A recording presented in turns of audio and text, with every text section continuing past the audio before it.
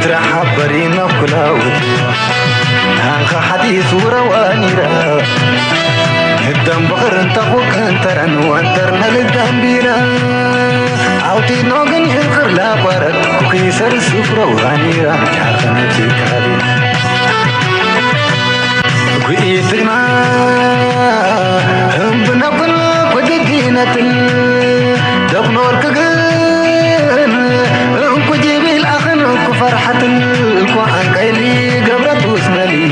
وعن كيلي قبرت وسملي إنينا قعرت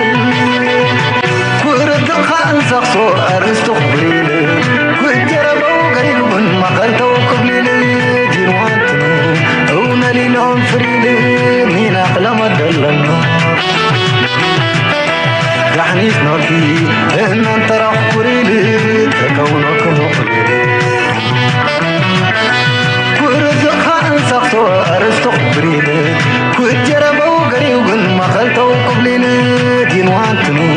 اونا ليلهم فريلي مين أقلم الدلنو رحني سنوكي إن انت راح قريلي تكونك مقبلي إهرت راح برينا كلاوت هانخ حديث وروانيرا الدم بخر انتقوك انترن وانترنا للدم بينا عوتي نوغن يذكر لا بارد وكيسر السفر وانيرا جارخنا تيكالي أما السنين نكبر تأبد من لنا في نسل في سريد الدحنا دي لسنين لنا قرز إيما نسنين خرق تقرقرا وردقوق أخواني ناوك لا تجد قبسي تكمنا قنرت سلام الإسنين أما السنين نكبر تأبد من لنا في نسل في سريد الدحنا دي سنين لنا قرز إيما نسنين خرق تقرقرا وردقوق أخواني ناوك لا تجد قبسي تكمنا قنرت سلام الإسنين سلام تخطاتلتنا channel كما تكونوا صبوك تكونوا ناي وتر تمنيتنا بحقنانيو زادر فيزيا اي ويش ببلين تتردوا نيركم ኤርትራ ዘለክጽ አጋታሲ ንኹሉ ይድስሕብ ዘሎ ነቲ አባኽ ዘሎ ኣብ ከርሲ ዘሎ መሬት ዘሎ ባሕሪ ዘሎ ደልዮም ሃረፍረፍ ዝብሉ ንሪዮም ኣለና ግን ኣይንህቦምን ኢና ንሕና ደቂ ከለና እና በለይ ዝደርፍ ቀደም ይደሪፍዋ ምዝ ሕጂ ካብ ጎረቤትና ዝመፀና ዘሎ 100% ነቲ ኩነታት ናይ ሕጂ ዘሎ ትገልጽ ደርፊያ ኤልያስ መስመር ዘረፋ ደርፊያ ናይ ብሓቂያ ኣብ ስምዒት እትወኒ ምክንያቱ ልክዕ ነዛ ሕጂን ዘለና ኩነታት ንዓት ትገልጽ ደርፊያ ሚት ኻሚት ድማ ብለን ዝኽሉ ትርጉምና በልዎም كل تحسم كحلف عقل تراي نكبر نابل دماي زود one of really powerful درف الناس حجز لنا كل درفتات دم تسوكم من ديجن this one is نعيب تعميات تنكفن إذا درف زيا مستي زلنا يكون تذكريه خلوه نلو مارسين بار أجد داسي خون بريزنت سياسة أجد داسي انترفيو جرولو كن رياينا ثم أجد السنة بتاعت تجاربهم مزح حجز له كنا تايم تحاز لهم كابو كتيلنا سفيع زخانات أرناز جبر زلوا بقول من قدي زحات حيالات هجرات إن كل أمريكا مجلس سوسي هلا سلزم نقول له أتعايزنا خنرينا بليز لايك جبرو شير جبرو كن حتى كون هاي جبان نتي بزعق زياد فينا بسرح زلنا بلايك مقبار كتحجزوا كل جزينا زخاخر نتوم تجبر دما كل جزيا قبل بينا أنا مسكنكم thank you very much now let's start with this one. Two men smile for the cameras, but one is moving pieces the other doesn't even see. The pharaoh has the Nile, the smuggler wants the sea, and between them stands Ethiopia, the board, the prize, and the threat. But in this game, who's playing who? The Red Sea is no longer a trade route, it's a battlefield of influence. Egypt wants reach, Eritrea wants relevance, and Ethiopia wants what it's owed, a way to the sea. But as Cairo and Asmara whisper behind closed doors, the region edges closer to a confrontation no one admits is coming. A checkmate to Ethiopia, or كم زنريو زلنا زكونتات ذي بفلاي إثيوبياويان شرقهم نخدربيو استرفهم يلان كنبل نخلينا ميتي شرقهم كدربيهم قريبهم زلو سلام انتهي دما ناي بحكي أبتشيسي انتهي زبلالو ناي تشيك ماستر موفس بحلالو ناي بحكي كل تسلس داما تسعود تخوينكم بوليتيكا بفلاي دما جو بوليتيكا دامايو داما تخل عند عرقين كانت تقبر سلكا حجي حد بليع كاديو ويكل تبليع كادي أيكون نقداسي ناتكا كلا تلكا بزح كتب العون تخليها مغنيات أداما خاصلة تفلت جيوبوليتكس مالك كم داما يدس واد بفلا يبزح الجزء لنا يوم سلازي إيرترا تقبرته مس جبس مقبارة جبس حدا شجرة يكون تنعنا وي جبسي فلوي كنت حاصل لزلوا يكون تن مس جبسي أكمي مدرخ عبدي تقبر تخلي وتأقداسي مغنياتو جبس مسمن انت تقبر الله انت عينت ربحاتات اللواء انت عينت ناتا انزال اللواء ناتا انسكيورتي زي متأمان فرهي سقعات عبيا اللواء ريوم يرتار ما لك نتا سقعتا نعويوم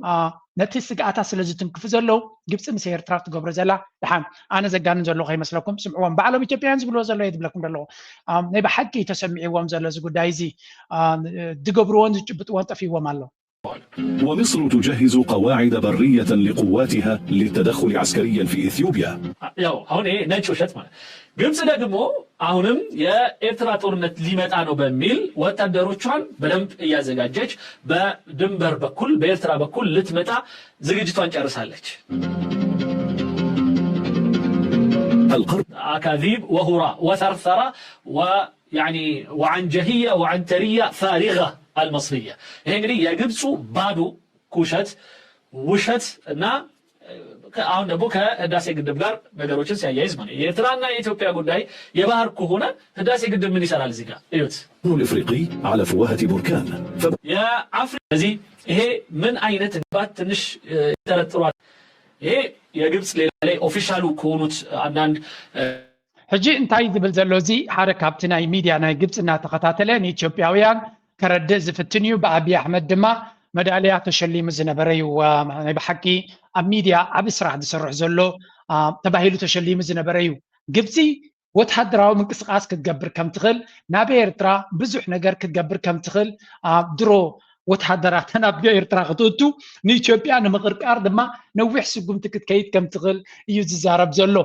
ኣሜኒት ንሕና ኤርትራውያን ብዛዕባ እዚ ግብፂ ሰራዊት ኣይትያ ገለ መለኩም ዝሓስብ ኤርትራዊ የለን ምክንያቱ ከምቲ ንሶም ኣብ ርእሶም ዘለዎም ፀገም ኣይኮነን ኣነ ደሳቐኒ ግን ሓንቲ ነገር ጥራያ እቲ ንሳቶም ዝገብርዎ ግብፂ ክገብርዎ ክሪኡ ከለዉ ልቦም ይጠፍኦም ምህላዊ እዩ ንዓና እንታይ እዮም ክገብሩ ነፈርቶም የተንሱዶ ኣብ ኣዲስ ኣበባ ሓረካት ይገብሩ ዶ ገለ ዶ ሓንቲ ኣብዚ ናባት ከተስዖኩም መስሓቅ ካይሰኣን ስለ ዝኾነ ነታ ናቶም ገለ ኤርትራውያን ድዮምን ወላ ኩሉ ሰብ እንድዩ ፀሊእዎም መይቲ ዘሎ እዛ ዘራፍ ክብሉ ከለዉ ረይዎም ኣብዚ ከምዚ ትሪእዎም ዘለኹም ኤርትራዊ ረዮ ነኻ ይብልኒ እቲ ኢትዮጵያዊ ሓዝዎ ንዓግደፍ ግደፍ ወመናብራ ክፍንዎ እኮ እዮም ሕጂ እንታይ ትገብር ሓዘን ንኻ ኸይዳ ሕጂ so ከምዚኣ ንሪኣ ዘለና ንሳቶም ኤግዛክትሊ ከምዚኣ ገጢማቶም ስለ ዘላ ነቲ ግብፂ ትገብሮ ዘላ ፈፂሙ ክወሓጠሎም ኣይከኣለን ኣሎ ምክንያቱ ግብፂ ሰራዊት ክትእቱ ትኽእል እያ ወተሃደራዊ ምንቅስቃስ ትገብር ኣላ ናብ ኤርትራ ብዙሕ ምንቅስቃሳት ትገብር ኣላ ዝብል ሓደ ዓብይ ቦታ ሒዙሉ ኣብ ርእሶም እዚ ከዓ ምናልባት ክውንነት እውን ክህልዎ ይኽእል እዩ ዳርጋ ኤቭሪዌር ኣይ ጎ the same report እየ ዝሰምዕ ዘለኹ ካብኦም ወገን ኤርትራ ከምትበፀና የለን ብኣታቶም ቁርብትለይ ኣብቲ ናቶም ዕንደራ ከይተመለስና ባዕሎም ዝብልዎ ዘለዉ ክኸውን ከሎ ኣነ ደስ እዩ ዝብለኒ and this is also part of the story ኤርትራውያን ፈለው ክንገብሮ ዘለና ምክንያቱ ሓደ ግዜ ነቲ ንደልዮ ፕሮፓጋንዳ ንሶም ባዕሎም እዮም ዝገብሩልና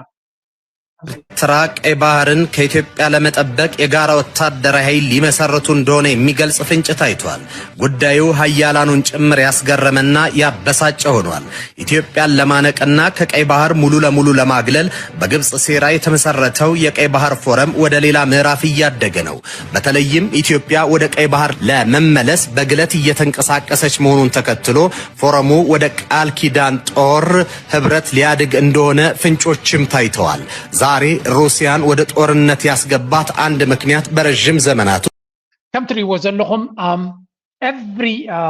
ሚድያ ናቶም ዳርገ ዝበዝሕ ሚድያ ናቶም ኣብ መንጎ ኤርትራን ግብፅን ክግበር ዝኽእል ወይ እውን ተገይሩ ዘሎ ወይ እውን ኣብ ቀረባ ግዜ ክግበር ዝኽእል ኩነታት ዝረኣዮም ዘሎ ንዓታቶም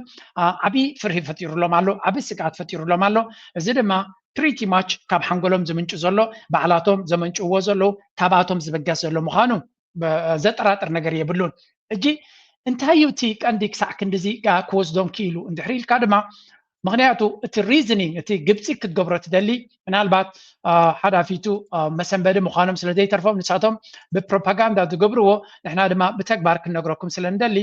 ግብፂ ኣሕራም ኦንላይን ትበሃል እንታይ ኢላ Egypt to deploy all tools to restore balance stability in the Horn of Africa Foreign Minister Abdullati in News 24 ስለዚ ግብፂ በዓላ ብመንገዲ ፎሬን ሚኒስተር ናታ ፎሬን ሚኒስተር ናይ ግብፂ بدر عبد اللاتي مس ناي امريكا سينيور ادفايزر مسات بلوس بحال تراخيب خمس نبري امتينا لكم نيرنا حنت حتى نيراب كومنت ساعتي حتوتاتكم كل جاكم لو سيد اللي زي اجن نقرا منقدت كيف قبلها زي مسعات بلوس بحالسي شو من عربي تعم هو اي ثينك ما بقولنا لبنان دي قالوا له سلاذ عرباوي ما بقول نا عرب نزي كباب عرب دما صبو غير زردو سبيو ربحاتاتو زفل سبيو سلازي ذاتس واي ابي احمد دارغا نزناي ማእከላይ ምብራቅ ብፍላይ ነዝናይ ኣፍሪካ ድማ ናብኡ ፈንይዎ ዘሎ እዩ ልዕሊ ኩሉ ድማ ምስ ዶናልድ ትራምፕ ቅርበት ኣለዎ እዩ ዝበሃል ምክንያቱ ወዲ ንዑ ንጓል ዶናልድ ትራምፕ ዝተመርዓወ ስለ ዝኾነ ስለዚ ነገረ መንገደይ just to give you some context ከም ንሪኦ ዘለና እዚ ናይ ግብፂ ጋዜጣ ከም ዘውፅኦ እንታይ ይብላ ኣሎ Egypt strategic engagement in the Horn of Africa ምስ ኣሜሪካ ፅቡቅ ዝኾነ ዝርርብ ጌራ ኣካይዳ ምስ ስዑድያ ድማ ናቫል ቤዝ ኣብ ቀይ ባሕሪ ክገብሩ ምዃኖም ብሓደ ተረዳድዮም ሕጂ ናብ ስጉምቲ ገፃ ክትሓልፍ ክደላ ምስ ኤርትራ ኣገዳሲ ርክብ ገይሮም ኣለዉ እንታይ ዝበሃል ዘሎ ሕጂ Egypt strategic engagement ሓደ diplomatic and military expansion ግብፂ እንታይ ክትገብር እያ ትደሊ ዘላ ኩሉ ዝከዓላ ነቲ ቀይ ባሕሪ ወይ እውን ነቲ ቀርኒ ኣፍሪካ ሰላምን ርግኣትን ንምግባር ናይ ኣሜሪካ ተልእኾም ክትብሎ ትኽእል ኢኻ it doesn't matter Egypt ናታ ግብፂ ኣብ ትሕቲ ኣሜሪካ ኮይና ኣብ ረብሓ ስለ ዘለዎ ኣብዚ ዞባ እዚ ብዙሕ ምንቅስቃሳት ክትገብር ንፅበ እዩ ስለዚ Egypt is intensifying its diplomatic and military efforts in the Horn of Africa to counter regional threats and protect its interests in the Red Sea and the Nile Basin ስለዚ ኣክልትዩ ናይ ቀይ ባሕሪ ከምኡ ድማ ናይ ናይል ባዝን ከባቢ ሰላምን ርግኣትን ንኩሉ ሰላምን ርግኣትን ዝዘርግ ዘሎ there is only one power or one force ወይ ሓደ ሃገር እዩ ዘሎ ነቲ ከባቢ ዝርብሽ ዘሎ أبي أحمد علي زمر حزلو 4 كيلو مخانو أبزي أوانزيا ذكر حيلي يلن كمون Foreign Minister بدر عبد اللاتي emphasized this as a strategic resurgence of Egypt's historical role in the region لذا زلمة جبسي كابت انت زنبرا أبتزوبا سلام الرقعات إنه كله تقبرو زلا أون توا بركتو مخاني زقلا زلو جبسي أبزي وانزي جبسي تقبرا كبابينا زك أوم حيلو من الله هذا حجر تراي زلو ንሱ ድማ እቲ ገባትን ረባሽን ሃገር ኣብ ዞባና ዘሎ ግብፂ ኣብ ኤርትራ ወሪራ ሃገር ክትሕዝ ትደሊ ወይ መሬት ክትሕዝ ከም ትደሊ ዝኾነ ይኹን እንታይ የለን ወላ ቲዮር እውን የለን ኣብ ርእሲ ኤርትራውያን ኢትዮጵያ ግን ኤርትራ ሉላውነትን ግዛታዊ ሓድነትን ኤርትራ ክወርዩ ይደልዩ ከም ዘለው ኮበረዝና ኣፅሚሞምና ኣሎ ስለዚ ጅቡቲ ግብፂ ስለ ዝመፀት ሃገረይ ክወረር ኢሉ ዝሓስብ የለን ሶማልያ ዝሓስብ የለን ሱዳን ዝሓስብ የለን there is only one country ኣብቲ ከባቢ ናይ ግበታን ናይ ምስፍሓን ሕልሚ ዘለዎ ናይ 4 ኪሎ ስርዓት እዩ ስለዚ ግብፂ ናብዚ ቦታ ብምምፃ ዝኹሪ ወይ ሕማቅ ዝስማዕ ሓይሊ የለን ብጀካ እቶም ገበርቲ ሕማቅ ዝሓስቡን Egypt is alarmed by emerging coordination between Al-Shabaab Somalia and the Houthis ከምኡ ድማ ኣብ መንጎ ሑቲን አልሸባብን ርክብ ይካየድ ኣሎ እዛ ዘረባ እዚኣ አልሸባብ ሑቲ ክልቲኦም ንኣሜሪካ ኣገደሲ ሓይልታት እዮም ነዚኦም ክስዕር ትደልያ ኣሜሪካ ድማ ኣይከኣለቶምን ስለዚ ግብፂ ኣብዚ ቦታ እዚ ኣበርክቶ ንክትገብር ዓብይ ቀጠልያ መብራህቲ ክወሃባ ይኽእል እዩ እንኮላ ኤርትራ ኣብዚ ጉዳይ እዚ እውን ክንምንታይ ኢድ ኣለዋ ግን ብርግፅ ምስ ግብፂ ርክብ ጌራቶ ዘላ ኣብዚ እውን ኣገዳስነት ክህልዋ ይኽእል እዩ ብመጠን እቲ ዘለዋ ኣገዳስነት ድማ ምስ ካልኦት ሃገራት ዘለዋ ዝምድና ቀልጢፉ ክዕረየሉ ዝኽእል መንገዲ ከም ዘሎ እየ ዝርዳኣነ ከምኡውን the militarization of the Red Sea, especially following the Houthis attack linked to the Gaza conflict. لذي أبزون ريزلنا تنا حوتي حيلي نمكتا تباهيلو بزح عندنا كابزكات قبتي أنت دنك سقطت أبتوبا يحشنا عنا مغنياتو أمريكان سراويتان حيل بحران حوتي كوكو عصر يلو أب منجاga خاخن كسقاس كله نبحق السقاتيو قبتي أنت ما تيجي نقرب بيتنايو we know how to handle بس قبتي سقامون سلزي بلنا بحرنا وي مريتنا كوسدي زبل حيلك كاب جبس دما يتسمعن strategic shifts and regional partnerships كابدما Egypt is moving beyond traditional diplomacy deploying all tools governmental and civil society to restore strategic balance Cairo responds to ስለዚህ ኣብ ሶማልያ ይኹን ኣብ ኤርትራ ዓብይ ዲፕሎማሲያዊ ጥራይ ዘይኮነ ኩሉ ዓይነት ወታደራዊ ድዩ ወላ ናይ ህዝቢ ብህዝቢ ድዩ ኩሉ ዓይነት ዝከኣሎም ክገብሩ ምዃኖም ከምዚ ኣብ ሶማልያ ወታደራዊ ዝገብርዎ ዘሎ ምስ ኤርትራ ድሮ ብጥንቁቅ ቋንቋ እዮም ዝዛረቡ ዘለዉ ግን እዚ ብዙሕ ኣገዳስነት ዘለዎ እዩ ግብፂ ድማ ኩሉ ዝከኣላ ንክትገብር ተዳልያ ከም ዘላ እዩ ዝበሃል ዘሎ بوجن إيرترا دما إذا كنا تاتي بريزنت سياس أبي انترفيو ناتو تبوك يرو جالس والله مملأتا نايتن وسوس بلات رايم أبزي زقلت قلنا زلوا أجي بغلت من قد كن رينا هذا نسوم زبلو زلو سمعوا بزي من تان كانت تحازو سلز دل زلوغي مجمريا أفتح زيامن قتلا In Cairo for what was billed as a 5-day working visit. Few believed it was merely a diplomatic courtesy call. The Red Sea corridor was already smoldering. Ethiopia's Abiy Ahmed had just accused Asmara of acting as a courier of bullets. Now the old fox of the Horn was in the pharaoh's palace, smiling for cameras under chandeliers older than Eritrea itself. The timing was not coincidence, it was choreography. Cairo's old hand, Asmara's new game. To understand this latest intrigue, one must rewind to the shadowy corridors where Egyptian statecraft meets Eritrean opportunism. Cairo's anxiety over the Nile. بعفشا انتايم زبلو زلو مسيلكم قبسي كابتن تتكمتي نعنان إثيوبيا كتداخل مسدليتها سلازي أبز حجيجن زمتش بفلاي بمنقدة هورن ريفيوز بالون حدا قداس ارتيكل صحيفة منيرم إثيوبيا أبتدخ ملوك زي قبسي تزبالس عدلي سمعة أبز حجي دما سرعتنا بعلم كميلهم أبدي سابا زلو وشتاو كنتاتنا إثيوبيا أكبيت كنتات وريدو سلو زلو قبسي كم دليتا كتسفح في حترلا سراويتنا في سوماليا كتوتو أف سودان زلو أبوتا أبو خوينو مسير تراشر كنا تقبر دارقاسي إيدوم يوم هيبوم ولا حنت كنتين نقبسي تطعون مبال زخوني يخون سقم تكقبري كالون كل تزقبرو ودما وتسيت نايت عندرانا توميو سلازي إيرترا يتزبج عدلي تفتير لازلو مس قبسي ترايدي كونس كابتي دبلوماسيا وتنصلو وزيا أزيا قداسيتن تدلايتن هاجر نخدكون بكل من قدما attractive diplomacy نخدقبر بسنكت عندرانا أبو مخانو كي تقصوغن نسيوم زقلتو زلو قبسي مجمريا كونتنا إيرترا فليت أطالومي إيرترا لومي كونت ناس أنا تاريخيبا سلمتاي قبس لوما مسي إيرترا كندزا عينت عنقو زلو زمدنا تقبر زلان دحريلكا إيرترا منغستاي كيرت ፖለቲካይ ቀየረት አካይዳይ ቀየረት ገለይ ቀየረት it's all the same ኢትዮጵያ ዝነበረ ምትፍናን ካብ ቀደም ነይሩ there is only one variable ኣብዚ ቦታ ዝተቀየረ ሕማቅ መርሕነት ኣባራት ኪሎ ሕማቅ መርሕነት ድማ ከም ድልየቱ ክኸውን ይኽእል እዩ እንደራናቱ ዝፈጠሮ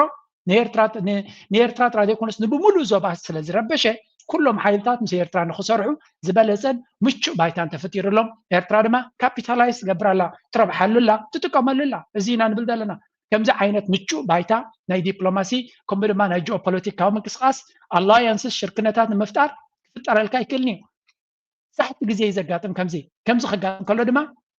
فولي كابيتالايز كغبر لك ملو بملو كتقملو كتكل لك لنكن انت كبل جميره مالو درغز ودقوكو كومونيزم سلست داخمه ات كومونيزمن حبرت سوفيتن سلز ودقات ينبر كقالسكم خاله اكزاكتلي قال عامتات مقصله نيرو سلامنتاي كم وديقو መንግስት ኤርትራ ንነዊሕ እዋን ዝተዳለወሉን ንኩሉ እንተታት ሬድ ኮይኑ የጥቃዕ ስለ ዝነበረ ብኩሉ ናስሓሮ ፀኒዑ ጎኒ ጎኒ እቲ ዝስዕሮ ዝነበረ ድማ ኮሙኒዝም ካወዲቑ ኮሙኒዝም ምስ ወደቐ ድማ ነቲ ዝወድቕ ዝነበረ ኣቀላጢፍዎ እምበር ናይ ደርጊ ሙዳቕ ኣይተርፍን እዩ ነይሩ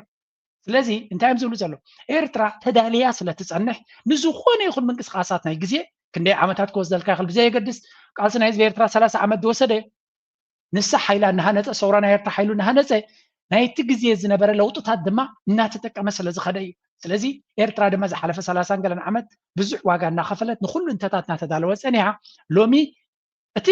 ንሳት ፅበየ ንከምዚ ክመፀላይ ተፀበየትን ተዳልያ ስለ ዝነበረት ምቹእ ባይታ ክፍጠር ከሎ ከም ኤርትራ ዝኣመሰለ ሓንቲ ፅብቕቲ ኣርቲክል ኣብሬሲ ቤከን ዝብል ወፂኣ ነይራ እዚ ሕጂ ተፈጢሩ ዘሎ መድረክ ኤርትራ ንከምዚ ክመፅእ ኢላ ተዳልያ ጥራይ ክንብል ኣይንኽእልን ኤርትራ ዝወረዳ ብድሆ ንክትምክት ኩሉ ዓይነት ምድላዋት ገይራ ነይራ እቲ ዝገበረቶ ምድላዋት ግን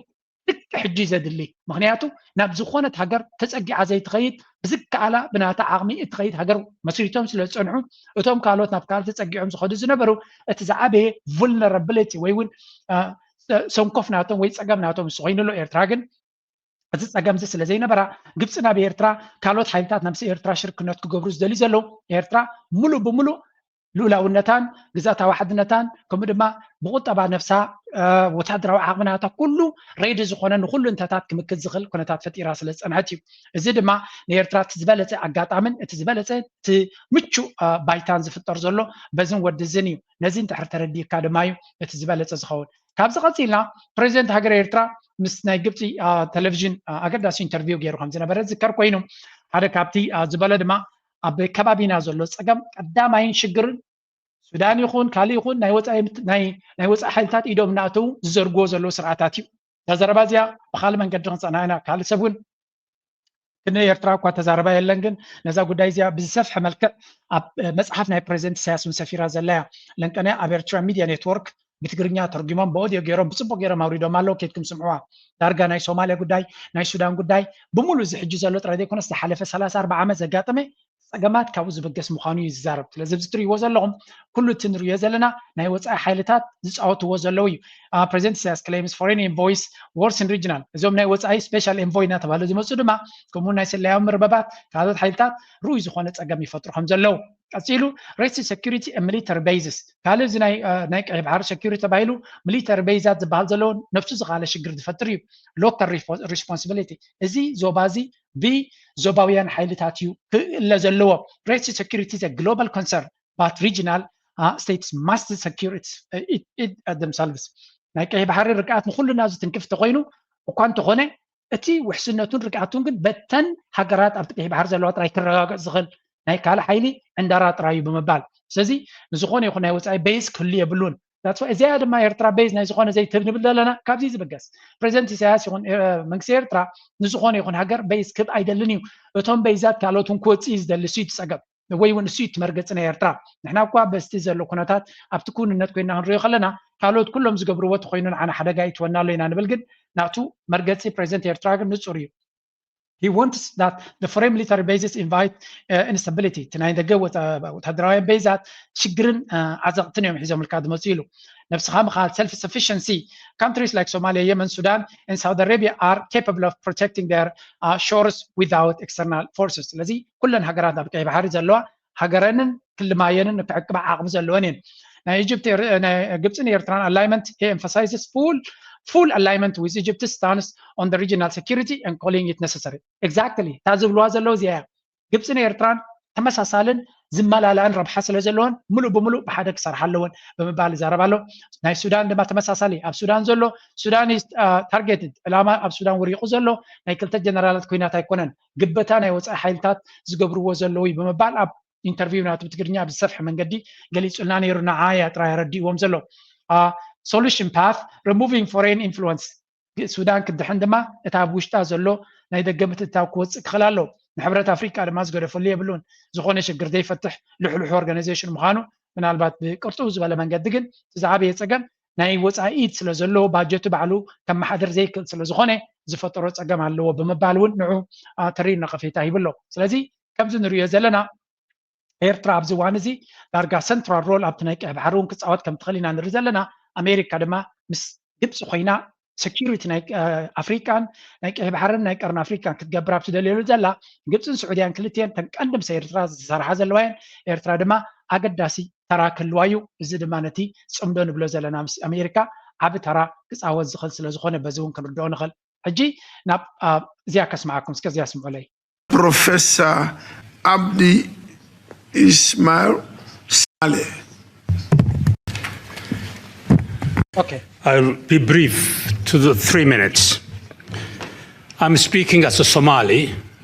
a country and a people who have suffered for over 30 years exactly because of the same conditions in the Sudan and because the African Union and the African people did not come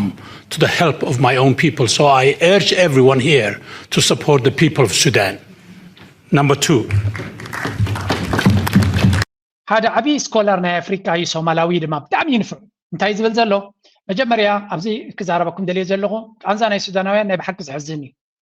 سومالاو سلزقون كانه أب السودان دور زلوا سقاين كيفن بسنكي نتيجة قرتك فتح زي مخال أفريقيا سومال عبو واقع تخفل دلان تغسل زلانيا إذا أجمع زين في السودان كريو خلوا قدما أمانة يحزني بالله سلزي كل سب زكاة له كجبري جباه أوكي.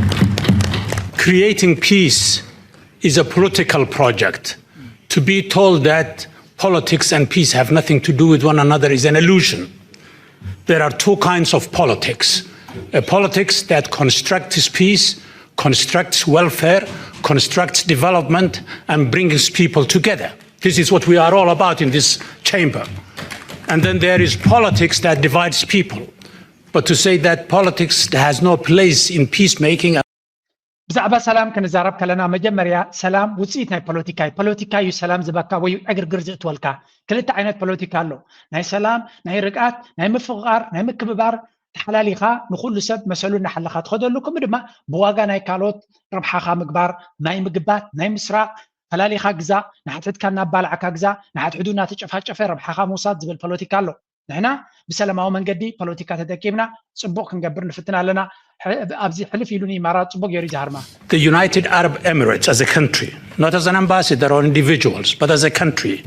is comparable, let me repeat that, is comparable to those who supported apartheid and those who supported Ian Smith in what was previously Rhodesia. So we should deal with that country exactly as we dealt with supporters of apartheid and supporters of Ian Smith. بهتر ዝበለ ኢማራት ዝበሃል ሃገር ከም ሃገር የዛረብ ዘለሆን ኣምባሳደር ወይ ነገለ ይኮነ እታ ሃገር ልክዕ ከም ኣብ ሳውት ኣፍሪካ ዝነበረ ኣፓርታይድ ፈላሊኻ ግዛ ንሓደ ጽቡቅ ቦታ ንኻሊ ናይ ጨፍጨፍካ ትገዝእ ልክዕ ብልክዕ ምስ ክወዳደር ዝኽእል ፖለቲካ ትኽተል ዘላ ስለዚ ነታ ኣፓርታይድ ዓለም ተቃሊሳ ከም ዝሰዓረቶ ልክዕ ከም ሃገርና ድማ ነዚ ናይ ኢማራት ኣካይዳ ክንስዕሮ ክንከል ኣለና ከምዚ ምፅብባቕ ከምዚ ዶ ከምዚ ደይኮነ ኢማራት ብትኽክል ሽማ ክንገልፅ ኣለና ሃገራት ተፍርስ ዘላ ትዕኑ ዘላ ናበለ እዩ ዝኸሳ ዘሎ ኣብ ዓቢ ቻምበር ናይ ሕብረት ኣፍሪካ እዩ ድማ ዳርጋ ሽም ናይ ኢማራት ብኩሉ መንገዲ ብሕማቕ ዝጥቀስ ዘሎ and this is very important ኣብዚ ዋን እዚ ክትሪዮ ምክንያቱ መጀመርያ ኣብዚ ከተሓዘልኩም ዘሎኒ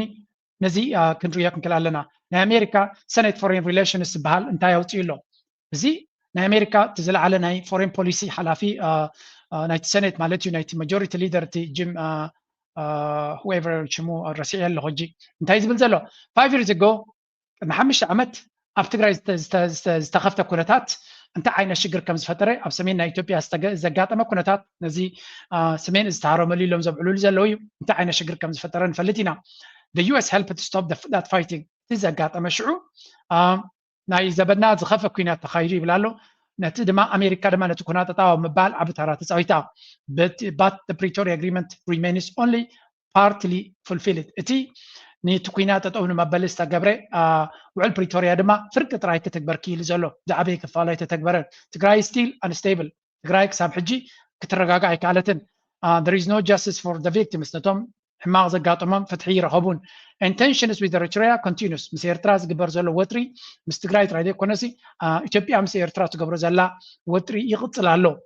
ስለዚ a secure peaceful horn of Africa protects US interests prevents extremist threats stabilizes partners and helps millions who are suffering ስለዚ ከም ትሪእዎ ዘለኹም ቀርኒ ኣፍሪካ ሰላምን ርግኣትን ኩሉ ነገሩ ድማ ጽቡቕ ዝኾነ ቀርኒ ኣፍሪካ ንረብሓ ናይ ኣሜሪካ ኣዝዩ ኣገዳሲ ደጋጊሞም እዮም ዝነግሩ ዘለው ሰላም ርግኣትን ናይ ቀርኒ ኣፍሪካ ክሕሎ ክኽእል ኣሎ ምክንያቱ ግብረ ሽበራ ካልእ ፀገም ዕንደራ ኩነታት ካብኡ ከይመፅእ ነዚ ኣጥቢቕና ንምሕፀን ኣለና ዝብል ጥንቁቕ ዝኾነ ፖለቲካዊ ዘረባ ኢና ንብሎ ዘለና ኣውፅኡ ኣሎ እቲ ሰነት ፎሬን ሪሌሽንስ ማለት እዩ እዚ እንታይ ዘርእየካ ኣሜሪካ ነዚ ኩነታት እዚ ብቐረባ ትከታተሎ ከም ዘላ ኣቐድም ኣቢሎም እውን ትዝክርዎ እትኮይንኩም ብዛዕባ ኢማራት ትገብሮ ዘላ ንኢማራት ኳ ሽማ እንተዘይጠቐሰ RSF ህልቂት ይፍፅም ከም ዘላ ኣልፋሸር እቶም ካልኦት ግን ንኢማራት ብሽማ እናጠቐሱ ሕማቕ ትገብር ኣላ ዓቢ ግፍዒ ይፍፀም ኣሎ ኢማራት ድማ ሙሉእ ብሙሉእ ኢዳ ሓዊሳ ኣላ ኣብዚ እናበሉ ብየማንን ፀጋምን ክኸስዋ ዝነበሩ እዮም ስለዚ እቲ ናይ ኣሜሪካ መርገፂ ንኣቢ ዝሓስብ እምበር ንኣቢ ዝጠቅም ከም ዘይኮነ ብኩሉ መንገዲ ንርኢ ኣለና ኤርትራ ድማ ኣብዚ ኩነታት እዚ ዝኾነ ይኹን ኣበርክቶ ይብላን ምናልባት ንኤርትራ ሓዋዊስካ ምፅዋዕ ከም ንቡር ተርእዮ ተወሲዱ ስለ ዘሎ ግን ኤርትራ ካብቲ ዝነበረ ንዘበናት ዝቐፀለ ሕማቕ ሽምን ኣካይዳን ቀስ እናበለት ካብቲ ኩነታት ትወፅእ ከም ዘላ ኢና ንርኢ ዘለና ንቐፅል ኢሳያስ አፈወርቂ ተልኮ ኤሪትሪያን ከኢትዮጵያ መገንጠል ነው ያችን ተልኮ መንፈስ ያሸከሙን ከሰራ በኋላ የሰውዬ አንዲት ቅጠል ይጨምርባት የለችም ላገሩ ኢትዮጵያ ባሻጥር ያላግባብ ሉዓላዊ ግዛቷን አታለች ፈለከው ታሪክ ብትሄድ ምጽዋና አሰብ የአካባቢ የአፋር ገባ እስካሁን አፋሮቹን ኤክስክሉድ ያደረገ የፖርት ጥያቄ ነበር ትክክል አልነበረም አሁን ትክክለኛው ተገኝቷል አፋሪ ነው የሐማሴን አይደለም የሰራይ አይደለም የአፋሮቹ ነው እስካሁን አፋሮቹን ኤክስክሉድ ያደረገ የፖርት ጥያቄ كم تري ولا هم ألف تطفش بروفيسور دي ولا مهور دي ولا القفيف تأكيبو بزعبا قداينا إرترا لولا مريتنا إرترا يم كزارة بزوع لزلو حجنتا يم زبلو زلو ناي عفار فلو يا تتعبقتي نا عفار سساتهم زيادة زحليو لهم أحفرون يم كوزيوم بزعبا نا عفار كتزارب نسخة منيخة مغنياتو مجمرة بريزنت سياس ني إرترا كابيتوبيا أنا بقتسأل فلو يتقلو خوتو وهيبو زي مسعيوم أمريكا تحجزو نيرا حقرات عربيهم تحجزو نيرا ناي فلو ناي دقة حجزات تغيرو لي ملي وتمسي كدانهم زبلعون ستيون وشتهم كفت بالكام يو اس ايد زبل ماركا بكبدومنا مع انطوم كترغبل لهم تخل حزبسي نيرترا تغنطي لهم حجز ناي كالت ركن يرايلهم كزاربوخا ناي بحكي زحفر قربسي تزبير تراس ايردونيو زبير ترا تقانزا نايت مالك ساب حجي زلو سمبرات ناو تكسا حجي زلو مي بحاله 100 عامت مصنا حكا خو مخ تحسي مخال كان يركا كل تقانزا نايت تزبي ابزبانا خلوغن كي حفرو زارب زلويم باي ذا واي ايكون نسخاب زعبا عفارن كالن كتزارب أوش تعدخا جبات مخانكا زيجاتاتك بزعبا خاد زاربو زلو كريكا معناته نزيوم سبات زياتهم نزيوم أمينكا نزيوم سمعكا نزيوم تختيلكا اتخدو نهزبهم كخبرو زي كلو نهزبهم ناسرقو أنا ترى ناتي تمريت ناتي تبوتا ناتي تعدي النابلة النات تالا زنبر بوليتيكا زحزو تقومت إلهم لما حجي مزيوم لما نزبير ترى زربح بوليتيكا خنقبرينا نعاخا مسلكا خنقبر الكاينا كله خلو عياشي دينا تبل درف لنا عطرينا نقابزوم عياشي كونان بزناتكم تشيب بروباغندا زتالل إيرتراوي كله يغلي يلو حسب سبوني يلا هانت فيديو كريكم أوشتهم زلوهم ناي حتحكا مبللع አገራችን የሰላም የልማት ሀገር እንደሆን እንፈልጋለን እኛ ጥያቄያችን አሁን አድጓል ሲታፈን የነበረ ጥያቄ ወደ አደባባይ ወጥቷል ያለማን ነው ሰላም ለመምጣት መከላከያ ሰራዊት እየታገለ ነው ሰላም መምጣቱ አይቀርም አገር መልማቱ አይቀርም ህዳሴም ተገድቧል የቀረን ጥያቄ አለ የቀረን ጥያቄ ደግሞ እናሳካዋለን መከላከያ ሰራዊት كم تري ودا لهم إذا تبزي أبزخدا بوتاتا أجندة ناي بحري كي تقاسك حلف تبهيلي زلوي تبحر شماي تتكاسا إيرترايل كذا ما شماي تتكاسا خمس تبهله كل تنكالوت نت بتاعتنا تقاسه ندولي زنبرنا أبد جوتي تأجندة لعلى ده يبي شمي تقصون ياي كابوسي أشكي الله خن ماله تنديو بقداينا كي بحر نبي إيرتراز كبر زلو إندارا نعونه خجلت يليو بكل من جدد ما تمساسالي مجلسين نسمى زلنا إيرتراوي عندما استوعبنا كريو زلنان كندالول زلنان كنتات يزي كل زعنو زقبرو زلو حدا معلت دوكومنت كون مخانن فلوتيو مرقص ديهم كغيرو حجر ديو تي سرعات دي خودق بزح ملكتات يزلو سرعات كودق كم زغل زقن دوكومنت كوننا يخليو سلازي نساتهم دليت كغبرو يخول خونيم ኤርትራውያን ግን ክንርጭ ይብልናል እዚ ሻት የራስን የመፈለግና ከራስ ታሪክና ማንነት ጋር ዳግም መታረቅ ነው የኢትዮጵያ የባህር በር ጥያቄ ብዙ የመርከቦች ታሪክ እኮ የዛሬ 3000 ዓመት የመርከብ ስራ ሁሉ ሲታሰብ ኢትዮጵያውያኖች ይሄ ጀልባዎችን መርከቦችን ሰርተው በቀይ ባህር አድርገው ወደ ተለያየ ዓለም መሄዳቸው ሁሉ የተጻፈ ቅድሚ 3000 ዓመት መራኸብ ሰሪሖም ኢትዮጵያውያን በቀይ ባህር ገይሮም ናብ ካልእ ዕዝር ይብሉ ነይሮም ይዝብል ዘሎ እዚ ኣታ ቁርብ ሕፍረት የለን ይብዛ ዓዲ ኣታ ትጋገለኻ ዝብል የለን ኣነ ወላ ብኤርትራ ከምንተ ዝብሉ ነይሮም ኤርትራዊ ኣርየኒ ከመይ ጌርካ ምበልኩ ነይረ سويلكا ديك مسلسل شحمت بقى بيلكا زجبت زي اللي كساب قدمي سوس عمت نسب بارايا سلاسن استفترة سب كم باريا غيركا كم جيلا غيركا كم بقعن كم أبحان غيركا أنا بعرفت شيء زنا بركا هاجرسي قدمي سوس عمت يزبل لكم عشان شعتم يتن حمساتات كساب حمساتات سب سوساتات نزل اللي ما بيتوبيا وزلو نزخونه ون نجستاتنا يتوبيا إكسبورت ناتهم جيلاتات يوم نيرو قدمي سوس عمت يزبل لكم زلو نسق مسلسل شحمت يزبل زلو مراقب ناتنا ناي نقدي نفتي وانا شفاني راني بلان لذي حنكت زبال يلن ني إثيوبيا ميزانا يلوم إثيوبيا عشان شعدمتنا 45 زقومت إثيوبيا بدقف ناي أوروباويان ناي بريطانيا ناي كالن تسناني زقومت هاجر هاي لسلاسي هديمو تمليسنة تسرع زقومه هي حفروا كم سلاسة شعمت كي بحرنا ناني يريلوم يمزاربنا زلو أمين this is ridiculous በጣም ብዙ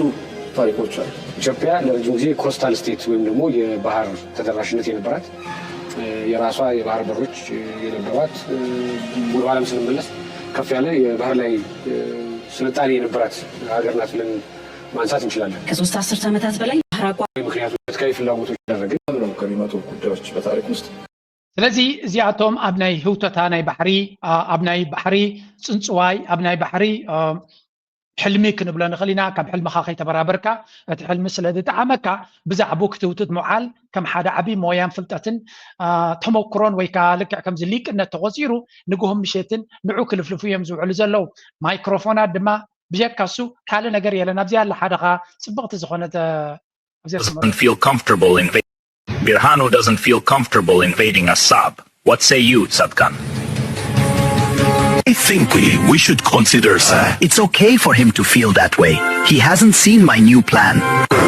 Here we go again. Sadkan has a brand new plan for us to defeat Shaibia. Yay, yay! How exciting! No cap, your Tigray plan didn't flop. It got shredded by Shaibia and sent straight back up your ass. ኣቢ ጻድቃን ጌታቸው ከምኡ ድማ ሽሙ ዘይተፈልጠ ክማኸሩ እዮም ዝውዕሉ ዘለው ናይ መን ፕላን እዩ ብርሃኑ ጁላ እጃ ኣብ እንታይ ዝብል ዘሎ ጁላ ናብ ኤርትራ ገፁ ክዘምት ፈሪሑ ስለ ዘሎ ካልእ እንታይ ምርጫ ኣለካ ጻድቃን ኢልወሲ ናተይ ፕላን ስለ ዘይሰምዐ ጁላ ፈሪሑ ዘሎ ናተይ ፕላን ክነግሮ ኣለኒ ይብላ ኣሎ እንታይ እቲ ናትካ ፕላን ትብሎ ጁላ ድማ ሓፊሉ ናትካ ፕላን እኮ ኣብ 1992 ዝፈሸለ ፕላን እዩ ካብ ስልጣንካ ዘባረረካ ፕላን እዩ ነይሩ ካብ ፍልይ ዝበለ ፕላን ዲ ዘለካ ኮይኑ እጅ ኣብቲ ውሽጢ እንዳ ኣብ ዝግበር ዘሎ ድራማ ኢና ንሰምዕ ዘለና Facts! Relax, Birhanu. We can debate without barking. Let's keep it civil. Getachew, you've been quiet. What's your opinion on invading Assab? I think it's a risky move, but potentially beneficial if it's executed carefully. Whoa, wise words, huh? Funny, didn't you promise to crush Shaibia when you were riding with TDF? What happened, bro? Did you pull off that guaranteed win you were preaching about? Nah, didn't think so. That's why you're here eating your own words. Well, I feel like it will be different this time. We have drones and Shaibia is alone. Oh yeah? Getachew feel some kind of way now or what? Like Shaibia can be defeated by your feelings? ኣቱ ሰባት እነዚኣ ዝገበረት ብጣዕሚ እየ ዘመስግኖም እንታይ ዝብል ዘሎ ዲቤት እዮም ዝገብሩ ዘለው ጌታቸው ረዳ ድማ ምክሪ እንታይ ዘረባ የብልካ እንዲ ምስ በሎ ምናልባት ሕጂ ድሮናት ስለ ዘለና ንሻዕብያ ድማ በይኑ ተሪፉ ስለ ዘሎ ክንስዕሮ ንኽእል ኢና ይብላ ኣሎ ጌታቸው ጁላ ድማ ዝልል ኢሉ እኮ እዩ ትማሊ ንሻዕብያ ክንስዕር ኢና ኢልካ ኣሽሓት ተጋሩ ክትውድእ ከለኻ እሞ ብሕማቕ ስዕረት ክትዋረድ ከለኻ ስርሲዕ ከያ ዲኻ ኮንካ ቃላትካ ሎሚ ቆሊኻ ትበልዖም ዘለኻ ሕጂ ድማ ቤናይ መንገዲ መፂኻ ኢኻ ንሻዕብያ ክስዕሮ ትኽእል እናበለ ብርሃኑ ጁላ ፈፂሙ እዛ ኩነታት ኣይተዋሕጠትሉን ኣላ የግዳስ ንሱ ከምስል ስለ ዘለዎ ናብቲ ባሕሪ ገፁ ሰራዊቱ ተዳልዩ ከም ዘሎ ሓይሊ ከም ዘለዎ ገይሩ ዝሽየጥ ዘሎ ብሓን ንቐፅል ኣብቲ ዝነበረ ንእሽተይ ድራማ ክንቀፅል Foreign Minister Badr Abdel Ati was quick to echo his guest's tone, declaring that Ethiopia has no role in Red Sea affairs. For Cairo, this was both reassurance and provocation, an endorsement of Eritrea's narrative, and a slap across Addis Ababa's face. But beneath the headlines lies a dangerous illusion. Egypt's support for Eritrea is rhetorical and tactical, not strategic. Cairo's generals have little appetite for war in the Horn. ሕጂ እንታይ እዮም ዝብሉ ዘለው ናይ ግብፂ ባድር ዓብደላቲ ዝበላ ሓንቲ ካብቶም ጨርቆም ዘደርበየቶም ኢትዮጵያ ብጂኦግራፍ ኣፍደገ ባሕሪ ከምዘይህልዋ ዝተኮነነ ስለ ዝኾነት ላዕልን ታሕትን ኢልካ ድመፅእ ነገር የለን ክሳብ መወዳእታ ዘበን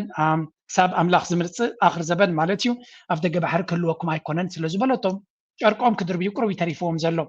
That's a reality. ኤርትራውያን ድማ ገለገለ ኤርትራውያን ድማ ትሮልስ ኣለው ኣብ ሶሻል ሚድያ ነታ ዘረባ ክሳብ ጃጅመንት ደይ ኣፍደገ ባሕሪ የብልኩም እናበሉ መመሊሶም ከፀልልዎም እዮም ዝውዕሉ ዘለው ኣነ እኳ ከምኡ ፕሮቮካቲቭ ስቴትመንት ስናገበርካ ቅርሕንቲ ምፍጣር ኣይፈቱን እንዴ ግን it is actually true እቲ ኩነታት ጂኦግራፍ ዝቕየር የለን ኩነታት ዝቕየር የለን ኤርትራ ድማ ብመንገዲ ሚኒስትሪ ሓበሬታ ሃገር ኤርትራ አቶ የማነ ገብረ መስቀል ከም ትሪዎ ዘለዎም ብርትዕ ዝበለ መልሲ ይብዎም ፖተምኪን ፓርቲ ብልጽግና ማለት እዩ ዳርጋ ናብ ዕብዳን ገጽ ወሲድዎም ኣሎ ብፍላይ ኤርትራ ምስ ግብፂ ዝገበረቶ ስለዚ disparage Eritrea's routine diplomatic activities or presidential visits to some country ናብ ግብፂ ዝግበር ዲፕሎማሲ ሓፍከፍ ከብሎም ከጸልሎም ኢና ንርኢ ዘለና እዚ ግን ሩቲን ልሙድ ዝኾነ ሃገር ምስ ሃገር ዝገብረ ዲፕሎማሲ ምዃኑ ዝምህሮም ዘሎ and then እንታይ ብላሎ Actually, some foreign country. These days, the tantrum on Eritrea-Egypt ties. Abzi hijji dima taqandi tsagam koyin zelo. Ati agirgir natum abnay Gibson Ertrani. قربت لي كان زخاخركم كاب تاريخ ملسيلنا انت عينة تحساس باكم زلوا Ertra ilum. هذا it is the Ethiopian regime which ናይ ኢትዮጵያ ስርዓት ምዃኑ ክትፈልጡ ኤርትራ ኣብ 1940 ድሕሪ መግዛእቲ ናይ ጥልያን ካልኣይ ኩናት ዓለም ምውድኡ ወይ ጥልያን ምስ ተሳዕረ ኤርትራ ናጽነታ ንኸይትረክብ ንኣሜሪካ በቲ ናይ ኣሜሪካ ዘለዋ ዲፕሎማቲካዊ ጽልዋ ክላውድ ዝበሃል ብኡ ተጠቂማ ንኤርትራ መሰል ናይ ካብ መግዛእቲ ናፃ ንኽትወፅእ ዝነበራ መድረኽ ንክዕበስ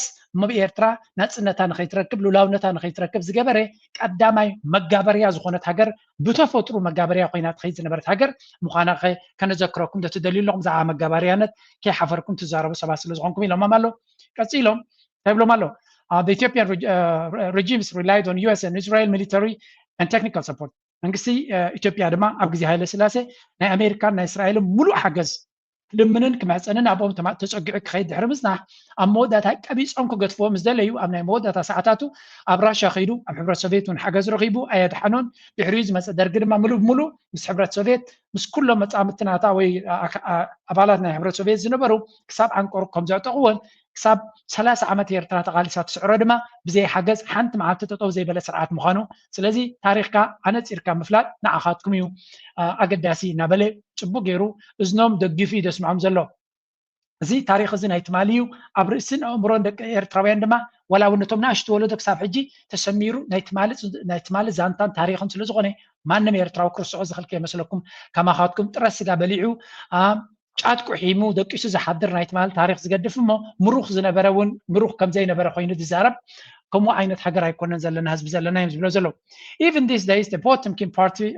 relies heavily on massive international ክሳብ ዛ ሰዓት እዚኣ ኣብዚያ ደቂቕ እዚኣ ትዛረብሉ ዘለኹም ማይክሮፎን ከይተረፈ ብኣይኤምኤፍን ወርልድ ባንክን ብካልኦት ሃገራት ብንፅልን ብካልእን ዝሕግዝኹም ዘሎ ዕዳን ዕንዲዳን ሓገዝን ረድኤትን ባጀት ናትኩም ዓመት ብናቶም ድጎማ ዝኸይድ ዘሎ ንኤርትራ መጋበርያ ኢልኩም ክትዛረቡ ቁሩብ መሓፈርኩም መስትያት ንነፍስኩም ትሪኢኹማ ኣብኡ እዩ ዘሎ ትመልሲ እናበሉ ፅቡቕ ዝኾነ ገጅፍ ዘረባ በቃ ክውሕጥዋ ኣይክእሉን እዮም ግን ፅቡቕ ጌርኩም ማይ ጌርኩም ዲኹም በገለ ጌርኩም ወሓጥዋ ዝብል ገጅፍ ብርቱዕ ዝኾነ ዘረባ ብጭብጢ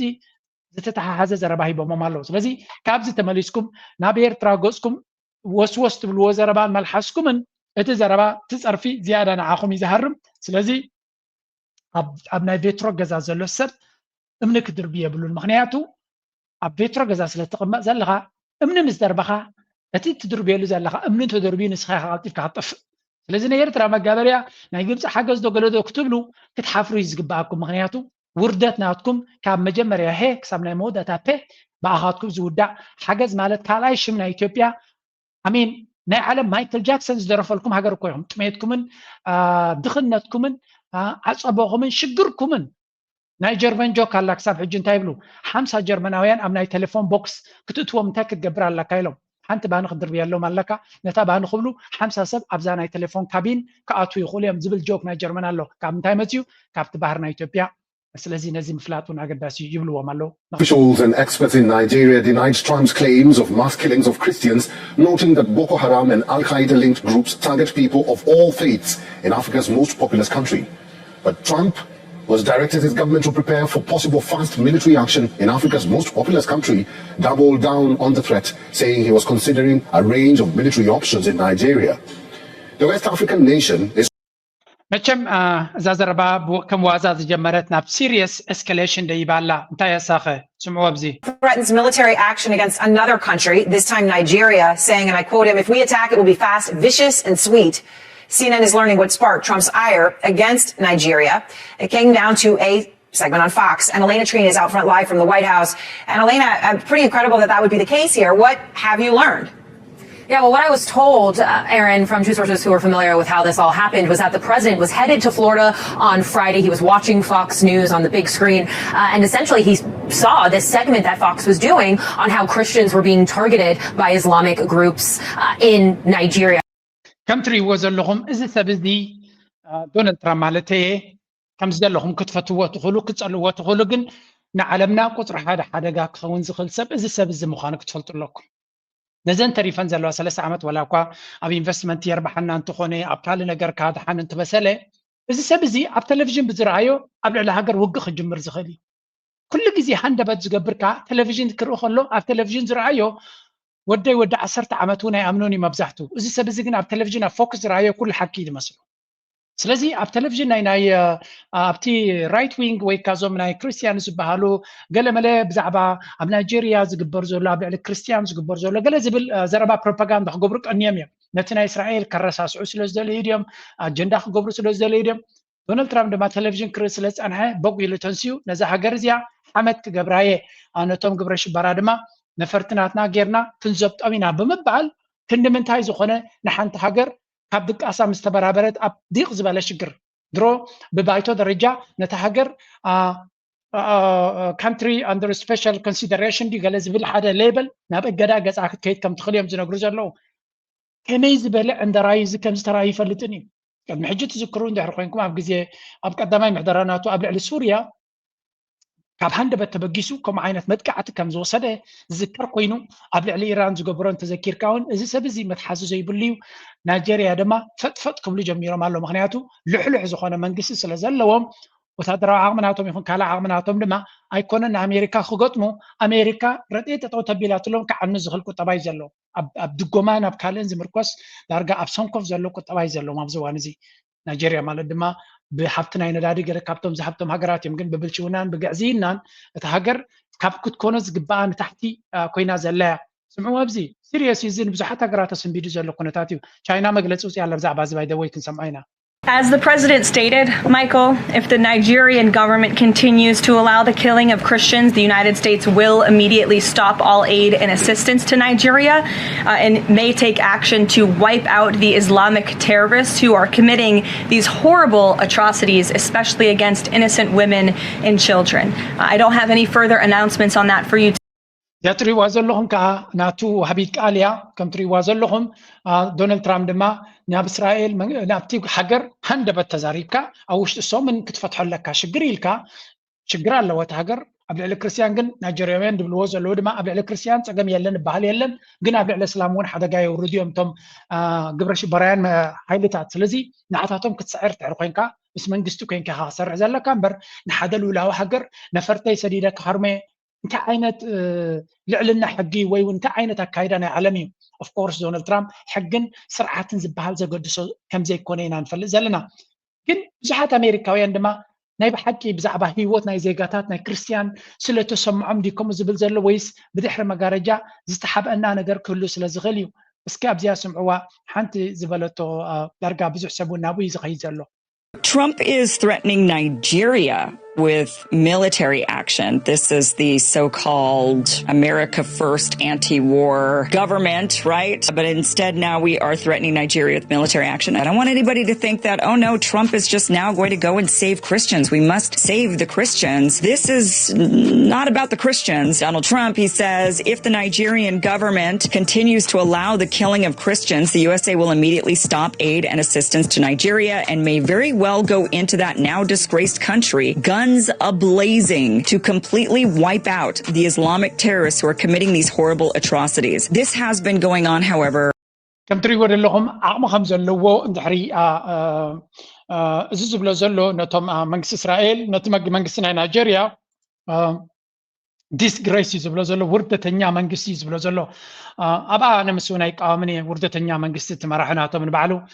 ክንደይ ቪድዮ ምፅልኩም ኣብ ቅድሚ ሰብ ኣብ ቅድሚ መራሕቲ ክንደይ ግዜ ንኣፍሪካ ንናይጀርያ ጥራይ ዘይኮነ ንኣፍሪካ ዘዋረደ መራሒ እዩ ከመይ ገይሩ መራሒ ኮይኑ ዝርዳእኒ ይኮነን ኣሜሪካ ስለ ዝደለየቶ እዩ መራሒ ኮይኑ እምበር ህዝቢ ናይጀርያ ስለ ዝደለየ ይኮነን ስለዚ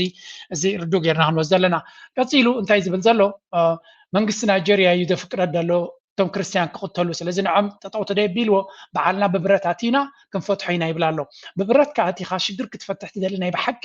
ዜጋታት ዘገድሱ እኳ እንተዝኾኑ ነይሮም ኣብ ሱዳን ዝግበር ዘሎ RSF ጀኖሳይድ ይፍፅም ከም ዘሎ መንግስትኻ ዝኣምነሉ ንነዊሕ እዋን ድማ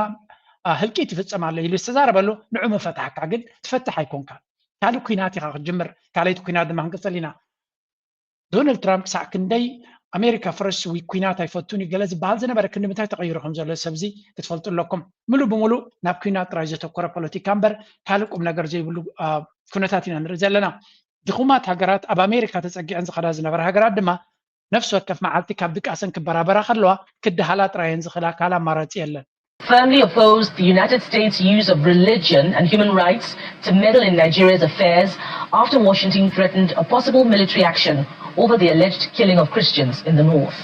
During a news conference in Beijing today, the Chinese Foreign Ministry spokeswoman Mao Ning said religion and human rights is not an excuse to interfere with other countries' internal affairs and threatened them with sanctions and force. She says as Nigeria ቻይና ድማ መንገዲ ወሃቢት ቃል ናታ እንታይ ትብል ዘላ እዚ ናይ ሃይማኖትን ናይ ካልእን ናበልካ አጀንዳታት ፈጢርካን ኣብ ውሽጣዊ ፖለቲካ ናይ ካልኦት ሃገራት ኢትካ ስርዓታት ንምቅያር ዝግበር አካይዳ ቅቡል ኣይኮነን ዝኾነት ሃገር ድማ መሰል የብላ ናብ ናይ ካልእ ሃገር ሉላዊ መሬታት እያ ሉላውነት ናይ ሓንቲ ሃገር ደፊራ ንውሽጣዊ ጉዳያት ናታ ከም መፍትሒ ንሳ ክትፈትሖ ከም ትኽእል ኮይና መፅያ ንሃገራት ሽግር ክትፈጥር ማንም ስልጣን ዘለዎ ሃገር የላ ስለዚ እዚ ክግበር ዘይግባእ ኩነታት ምዃኑ እዮም ዝነግሩ ዘለዉ ግን መን ይንገሮን ኣሜሪካ ንሕና ሕጊ ናይ ዓለም ኣብ ኢድና እዩ ዝደለናዮ ንገብር ሃገር ኢና ንዝብሉ ብኸመይ ጠጠው ከተብሎም ትኽእል እምበር ናይጀርያ እዚ ኣብ ናይጀርያ ጥራይ ዘይኮነ ድማ ንብዙሓት ሃገራት እውን ሓደጋ ዝኾነን ዘሎ እዩ ሃንደበት ዶናልድ ትራምፕ ኣንጻርካ እንተኸይዱ እንታይ ክገብረካ ከም ዝኽእል ኢና ንርኢ ዘለና ኣብ ቬኔዙዌላ ፅንሂልና ክንሪኦ ኢና ኣብ ኮሎምቢያ ተመሳሳሊ ፀገም ይረአ ኣሎ ብፍላይ ድማ ተን ሃገራት ምስ ኣሜሪካ ዝነግዳ ኣብ ኣሜሪካ ዝተሓሓዝ ቁጠባ እንተሎ ንሳውት ኣፍሪካ እውን ከምኡ ጌራ ፈራሪህዎም ነይሩ እዩ ኣጋጣሚ ምስ ቻይናን ራሽያን ዕምቆ ዘለዎ ሽርክነት ገይሮም ስለ ዝነበሩ ግን ከይደፈረ ጠጠው ክብል ክኢሉ ናይጀርያ ኣብዚ እዋን እዚ ምናልባት ተመሊሰ እዚያ ክበኩም ስለምንታይ ናይጀርያ ንናይጀርያ ታርጌት ገይርዋ ስለምንታይ ካብ ቻይና ትምልሳላ ክንፈልጥ ምንታ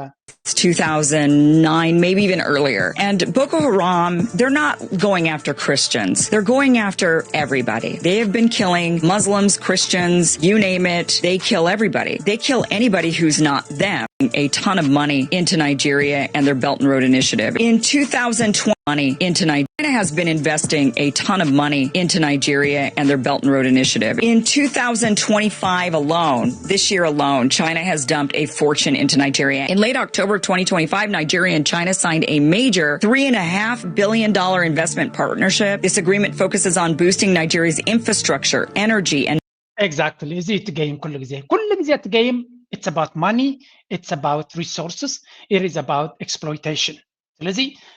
እቲ ናብ ናይጀርያ ንቦኮ ሓራም ደወገለ እቲ ቦኮ ሓራም መጀመርያ ኣፅዋር ይኹን ገንዘብ ካብ ካልእ ሃገራት ከም ዝመፅኦ ብዙሕ ግዜ ይዝንገር ብዝተፈላለየ መንገዲ ካብ ኤውሮጳን ካብ ኣሜሪካን ከም ዝኣትዎ ይዝንገር ካብ ዜሮ ዝመፅእ ሓይሊ ይኮነን ካልኣይ ዶናልድ ትራምፕ ሃንደበት ናብ ናይጀርያ ገፁ ዝገብሮ ዘሎ ኔቶም ክርስቲያን ድንጋፅናቶም መንፈስ ቅዱስ ስለ ዘተንባሃሉ ወይ እውን ሰላም ከውርድ ኢሉ ይኮነ እንታይ ዳ ቻይና ምስ ናይጀርያ ዓብ ዲል እናገበረ ስለ ትኸይ ዘላ ናይ 3 ቢልዮን ጥራይ ኣብዚ ዝሓለፈ ዋርሕ ናይ ትሕቲ ቅርፂ ናይ ፅርግያታት ናይ ካልእ ምስ ቻይና ዓብ ዲል ስለ ዝገበረት እቲ ረጂም ድማ ኣሜሪካ ኢንቨስት ገይሩ ክወዳደር ስለ ዘይክእል ብኩናትን ብረጂም ቼንጅን ብዕግርግርን ይረብሓናቱ ከረጋግፅ ዝፍትን ኣብ ቬኔዙዌላ ዝግበር ዘሎ ተመሳሳሊ እዩ ኣብ ኮሎምቢያ ዝግበር ዘሎ ተመሳሳሊ እዩ ኣብ ብራዚል ከምኡ ፈቲኑ ነይሩ ኣብ ቺሌ ከምኡ ተፈቲኑ ነይሩ ኣብ ፔሩ ይፍተን ኣሎ ኤቭሪዌር ዩ ጎ ኢትስ ዘ ሴም ኣብ ፓናማ ነቲ ፓናማ ድማ ቻይና ብዙሕ ኢንቨስት ትገብረሉ ዝነበረት ንቻይና ንምፍራስ ብዙሕ ተኸይዱ ማለት እዩ ኩሉ እዚ ንሪኦ ዘለና ዕግርግር ድሕሪ ዕግርግር ድሕሪ ዕግርግር ቻይና ኢንቨስት ክትገብርን ሽርክነት ክትገብርን ትፍትን ኣሜሪካ ግን ምስ ዝወዳደር ፕላን ስለ ዘይብላ ንቻይና ንምቕፃይ ስርዓት ብምቕያር ፖለቲካ ብምብልሻው ነቲ ሃገር ዘየለ ፀገማት ባዕላ ኣዋሲባ ወይ እውን ዝነበረን ዝተረስዐ ፀገምን ኣክንዲ ፀገም ትፈትሕ ንሃገር ብምፍራስ ንፖለቲካ ሕንፍሽፍሽ ብምእታው ኣጀንዳ ናታ ከተሳልጥ ድልውቲ ምዃና ኢና ንርኢ ዘለና ዓብ ጥንቃቐ ዘድልዮ መድረኽ ኢና ዘለና ኣብ ዓይኒ ኣሜሪካ ምእታው ኣብ ዝዋን እዚ ድማ እቲ ዝዓበየ ፀገም እዩ ስለዚ እቲ ገይም እንታይ ምዃኑ ንህዝቢ ምንቃሕ ድማ ኣገዳሲ manufacturing sectors including the construction of new solar power plants, modernization of rail lines, connecting major cities and expansion of industrial parks. እዚኣ ጥራይ ክነግረኩም ዝደሊ ኣገይን ኣሜሪካ ብሓልዮት ይመፁ ከም ዘየለው እንታይ ዳ ነቲ ቻይና ትገብሮ ዘላ ሽርክነትን ረብሓን ንዑ ንምፍራስ ንዑ ጠጠው ንምባል ንዑ ንምቕፃይ ኣብ ኩሉ ደረጃ ድማ ናይ ቻይና ምስፍሕፋሕ ኮንቴይን ክንገብሮ ኣለና ብውድድር ብቁጠባ ብትክክለኛ መንገዲ ክንገብሮ ስለ ዘይንኽእል ነተን ሃገራት ኣብ ኢደን ካብ ምቁፅፃር ስለ ዘለና ኢትዮጵያ እውን ቀዳመይቲ ታርጌት እያ ካብኦም ናይ ናይጀርያ ሓንቲ አንከር ስቴት እያ ቻይና ኣብዚያ ከረዳእኩም ናይጀርያ እታ አንከር ስቴት ናይ ምዕራብ ኣፍሪቃ እያ ኣብ ሰሜን ግብፂ እያ ኣብ ደቡብ ኣፍሪቃ እያ ኣብ ምብራቅ ድማ ቀደም ኢትዮጵያ ነይሩ ሕጂ ድማ ኬንያ እዩ ዘሎ ንኬንያ መጠንቀቕታ ሂቦም እዮም ንደቡብ ኣፍሪካ ብዙሕ መጥቃዕቲ ገይሮም ላለው ንናይጀርያ ትሪእዎ ኣለኹም ግብፂ ድማ ንኩሉ ባላንስ ገይራ ወፂእ ኣላ ካብኡ ናብኡ ድሓን ዝኾነ ቦታ ሒዛ ኣላ ምክንያቱ ምስ ቻይና ዕምቆ ዘለዎ ሽርክነታት ገይራ ኣብ ጉዳይ ናይ ቃዛ ኣብ ጉዳይ ናይ ቀይ ባሕሪ ድማ ስለተገድሶም ንግብፂ ክኸስርዋ ይደልዩና ኣለዎም በር ንግብፂ እውን ይፍትንዋ ኣለዉ ስለዚ ከም ንሪኦ ዘለና ኣሜሪካ ረብሓናታ ንምዕዛዝ ዓበይቲ ሃገራት ዝበሃላ እውን ኣብ ኣፍሪካ ሚልዮናት ህዝቢ ዘለወን ኣብይ ኣሕመድ ድማ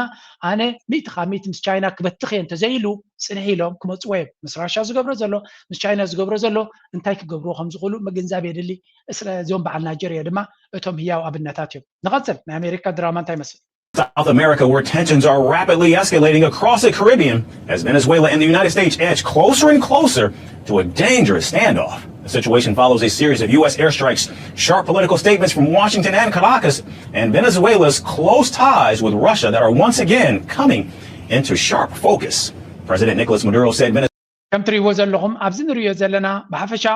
ኣብ ቬኔዙዌላ ዝግበር ዘሎ ኩነታት ድማ ካብ ግዜ ናብ ግዜ እናኸፍአ እናበርትዐ እናፀንከረ ይኸይድ ኣሎ ራሻ ድማ ኢዳ ትእትላ ናይ ራሻ ኣብዚ ቦታ እዚ ምምፅኣ ድማ ልዑል ኣገዳስነት ኣለዎ እዩ ዝበሃል ዘሎ ምክንያቱ ራሻ ንመጀመርያ ግዜ ንኣሜሪካ ኣብ ናታ ማንሮ ዶክትሪን ዝበሃል ኣብ 1800 ዘውፅዎ ኣብዚ ናይ ሰሜንን ደቡብን ኣሜሪካ ዘሎ እቲ ናይ ኣሜሪካ ዝበሃል ክፍለ ዓለም ዝኾነ ይኹን ሓይሊ ክቐርብ የብሉን ዝቐረበ ድማ ፀላኢ ናይ ውግእ ዝደለየ ይብሉ ነይሮም ቻይና ድማ ራሻ ድማ ኣብዚ እዋን እዚ ብቐጥታ ኣብ ቬኔዙዌላ ኢዳ ትእትላ ኣሜሪካ ክትወረና ደለየት ከላ ቻይና እውን ኣብዚ ጉዳይ እዚ ኢዳ ኢትያ ከም ዘላ እዩ ዝንገር ዘሎ ስለዚ እንታይ ዝበሃል ዘሎ ንኣሜሪካ ኣብ ትርኩ ኺታ ዝመፃ ብድሆ እያ ትረክብ ዘላ ንቻይና ኣብ ቪየትና ኣብ ታይዋን መፅያ ክትርብሻ እናፈተነት ንራሻ ድማ ኣብ ዩክሬን ጌራ ተወደቃ ምሽ ትፍትና ኣላ ክልትየን ሓይልታት ድማ ኣብ ድርኩ ኺታ ኣብ ቬኔዙዌላ ይመፁ ከም ዘለውን ናይ ቬኔዙዌላ ቅልጡፍ ዝኾነ ስጉምቲ ገይሮም ገለ እንተደይ ገይሮሞ ኣሜሪካ ዝገደደ ብድሆ ይመፅኦም ከም ዘሎ እዩ ዝንገር ዘሎ እዚ ኸ እንታይ ዘርኢ ናይ ኣሜሪካ ዕንደራ ንሳ ጥራይ ዓንዲራ ትኸይድ ይመስሎም ነይሩ እቲ ኩነታት ግን ይቀያየር ኣሎ እቲ ምቅያር ድማ ንኣሜሪካ ዝሕጉስ ኣይኮነን ስለዚ ኣብ ቬኔዙዌላ ዝግበር ዘሎ ቅድድም ወይ እውን ውድድር ወይ እውን ረስኒ ናብ ዝገደደ ክኸደሉ ዝኽእል ተኽእሎ እናዓበየ ይኸይድ ከም ዘሎ እዩ ዝንገር እዚ ንሪኦ ዘለና ድማ ከም ኤርትራዊ ኮንካ ክትሪኦ ከለካ ኣዝዩ ኣገዳሲ መድረኽ ኢና ዘለና ኣሜሪካ እትገብሮ ዝነበረት ኣካይዳ ኩሉ ንዑ ዝብድህ ንኣብነት ራሻ ምዕቡል ዝኾነ ወታደራዊ ዓቕሚ ንኣሜሪካ ኣብ ዝሰልጠነ ግዜ ትዋጋኣ ዘላ ራሻ ስለ ዝኾነት ኣብ ዩክሬን ድማ ፅብለልታ ጌራ ስለ ዘላ ንራሻ ንቬኔዙዌላ እንታይ ዓይነት ኣፅዋር ተሂባታ እያ ነቲ ናይ ኣሜሪካ ፈተነ ከተሰንብዳ ትኽእል ብዝብል ካብኡ ተበጊሶም ዝተፈላለዩ ወታደራውያን ዓቕምታት ንቬኔዙዌላ ከተዕጥቃ ትኽእል እያ ዝብል ዘረባ ኣሎ ምናልባት ኣብዚ ትፍልልይ እንታይ እዩ ስለምንታይ ንቬኔዙዌላ ክሕግዞ ይኽእል ፑቲን ኣብዚ ሕጂ እንድሕሪ ኢልኩም ኣሜሪካ ምንታ ናብ ዩክሬን ከይኣቱ እዩ እቲ ገይም ንፁር እዩ ንቬኔዙዌላ ስለ ዝሓሊ ይኮነን ወይ እውን ዓቕሚ ስለ ዘለዎ ኣይኮነን ንኣሜሪካ ኣብ ዩክሬን መፅኡ ከይዋግኦ እንተደልዩ ንሱ ኣብ ቬኔዙዌላ ገለ ነገር ክገብር ክኽእል ኣሎ ብኡ ኣምሲላ ድማ ኣሜሪካ ኢዳ ክትሕዝ ትኽእል እያ እቲ ታምሃክ ሚሳይል ገለ ንዩክሬን ክትቦ ትደሊ ዘላ ጠጠው ንኸተብለሉ ትኽእል መንገዲ ብምባል ዝገብሮ ዘሎ ኣካይዳ ኢና ንርኢ ዘለና ኤክስትሪምሊ ኢንትረስቲንግ ታይም እዚ ኤርትራ ድማ ኣብዚ ኩነታት እዚ ነዚ ኩሉ ዝግበር ዘሎ በታ ትኸዳደላ ኣብዚ እዋን እዚ ናይ ወታደራዊ ምቅድዳም ጥራይ ዘይኮነ ኣብቲ ናይ ቁጠባ እውን ክትኣቱ ኣለዋ ንብል ዘለና በዚ እዩ ምክንያቱ እዚ ናይ ዓለምና ምክርፋስ ዘሎ ኤርትራ ክትጥቀመሉ ኣለዋ ምክንያቱ እዘን ሃገራት እዚኣተን ተረጋጊአን ኣብ ዝነበራሉ ኤርትራ ዓብ ክሳራ ዓብይ ፀገም ዘጋጠመያ ነይራ ስለዚ ናይ ቬኔዙዌላ ጉዳይ ካብ ሰዓታት ናብ ሰዓታት ካብ መዓልቲ ናብ መዓልቲ ካብ ግዜ ናብ ግዜ እናተቐያየረ ዝኸይድ ዘሎ እዩ ንሕና ድማ ኩሉ እቲ ዘሎ ሓበሬታ ክንበኩም ክንፍትን ኢና ካብዚ ንሪኦ ዘለና ድማ ራሻ ትገብሮ ዘላ ኩነታት እንታይ ከም ዝመስል ነቲ ናይ ኣሜሪካ ወታደራዊ ዓቕሚ ንዑ ክብድህ ዝኽእል ቴክኖሎጂ ንራሻ ንቬኔዙዌላ ተባዘላ ኣሜሪካ ናብ ዩክሬን ክትገብሮ ትኽእል ንዕዑ ካውንተር ምግባር ምዃኑ ኢና ንርኢ ዘለና ካልእ ኣዝዩ ኣገዳሲ ነቲ ናይ ኢንተርናሽናል ዜና ድማ ቅድሚ ምውዳእና መጀመርያ ነዚያ ከስማዓኩም look at this one. This is very interesting. President Xi Jinping has said he wants to deepen China-Russia ties despite turbulent external conditions. Chinese leader met Russian Prime Minister Mikhail Mishustin in Beijing just days after his summit with Donald Trump. China has drawn closer to Moscow since Russia launched its full-scale ኣብዚ ዝሓለፈ እዋን ኣሜሪካ ምስ ቻይና ምስ ተራኸቡ ብዙሕ ዲል ክገብርዮም ንራሻ ድማ እገዳ ክነውርድ ኢና ንራሻ ከነነፅላ ኢና ኣብ ዝበሃል ዝነበረ ሓሳብ ቻይና ድሮ እቲ ጌም ናይ ኣሜሪካ ስለትፈልጦ ንምስ ራሻ ዝዓበየ ዲፐር ታይስ ዝነበሮም ስትራቴጂካዊ ርክብ መሊሱ ዕምቆት ከም ዝህልዎ ብምግባር ምስ ፑቲን ዘለና ምስ ራሻ ዘለና ዝምድና ምስ ኣሜሪካ ስለንዘራረብ ዘለና ዝቕየር ነገር ከም ዘይብሉ መመሊሱ ዕምቆት ክፈጥር እዩ ብምባል ንኣሜሪካ ትፃወትዎ ዘለኹም ጌም ንፈልጦ ኢና ኪኑ ዝሓለፈ መደብ ዘለና ንሕና ስለዚ ምሳኻትኩም ንዘራረብ ስለ ዘለና ንራሻ ጉሒፍና ምስ ራሻ ዘለና ዝምድና ክትበትክዎ ኢኹም ትደልዩ ከምኡ ዝበሃል የለን ብምባል ፕሬዚደንት ናይ ቻይና ባዕሉ እቲ ፕራይም ሚኒስተር ናይ ራሽያ ረኺቡ ምስ ራሽያ ዘለዎም ርክብ ዕምቋት ከም ዘለዎን መሊሱ ክቕፅል ዝኽእል ምዃኑ ይነግሮም ኣሎ እዚ ድማ ዓቢ መልእኽቲ ዘለዎ ስራሕን ተግባርን ምዃኑ ዝንገር ዘሎ ኣሜሪካ ድማ ዶናልድ ትራምፕ ሓንሳብ ምስ ፑቲን ኮይኑ ቻይና ክሃርም ይብል ፀኒሑ ድማ ካሊእ ይብል ኣባይታ ግን ኩነታት እናተቐያየረ እዩ ዝኸይድ ዘሎ ቻይና ድማ ኩሉ ግዜ ንኣሜሪካ ዘሰንብድ ካብ ምግባር ተቆጢቦም ኣይፈልጡን እዮም ከምዚ ንሪዮ ዘለና ድማ ኣገራሚ መወዳእታ ዜናታት ክናቱ let's go Democratic candidate Zohran Mamdani has been elected to be New York's next mayor. The 34-year-old defeated independent candidate and former New York State governor. Since I know you're watching, I have 4 words for you. Turn the volume up.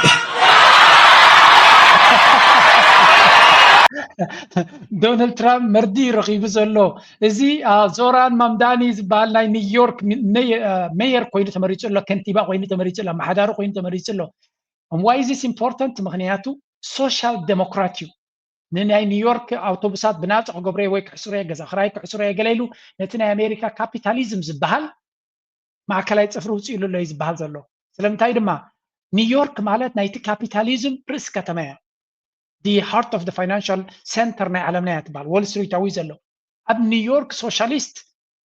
እሙኻ ኣስላማይ ዝኾነ እሙኻ ኣፍሪካዊ መበቆል ዘለዎ እሙኻ ነበልካ ሶሻሊስት ድማ ኣብ ኒውዮርክ ሜየር ኮይኑ ክምረፅ ምኻሉ ንቢልዮነራት ከም በዓል ኢሎን ማስክ ናይ ብሓቂ ፅፍዒት እዩ ቀፂሉ ድማ ንዶናልድ ትራምፕ ነቲ ስዕረት ናይዚ ክቕበሎን ክዋሕጠሉን ስለ ዘይከኣለ እንታይ ክብል ጀሚሩ ለመስለኩም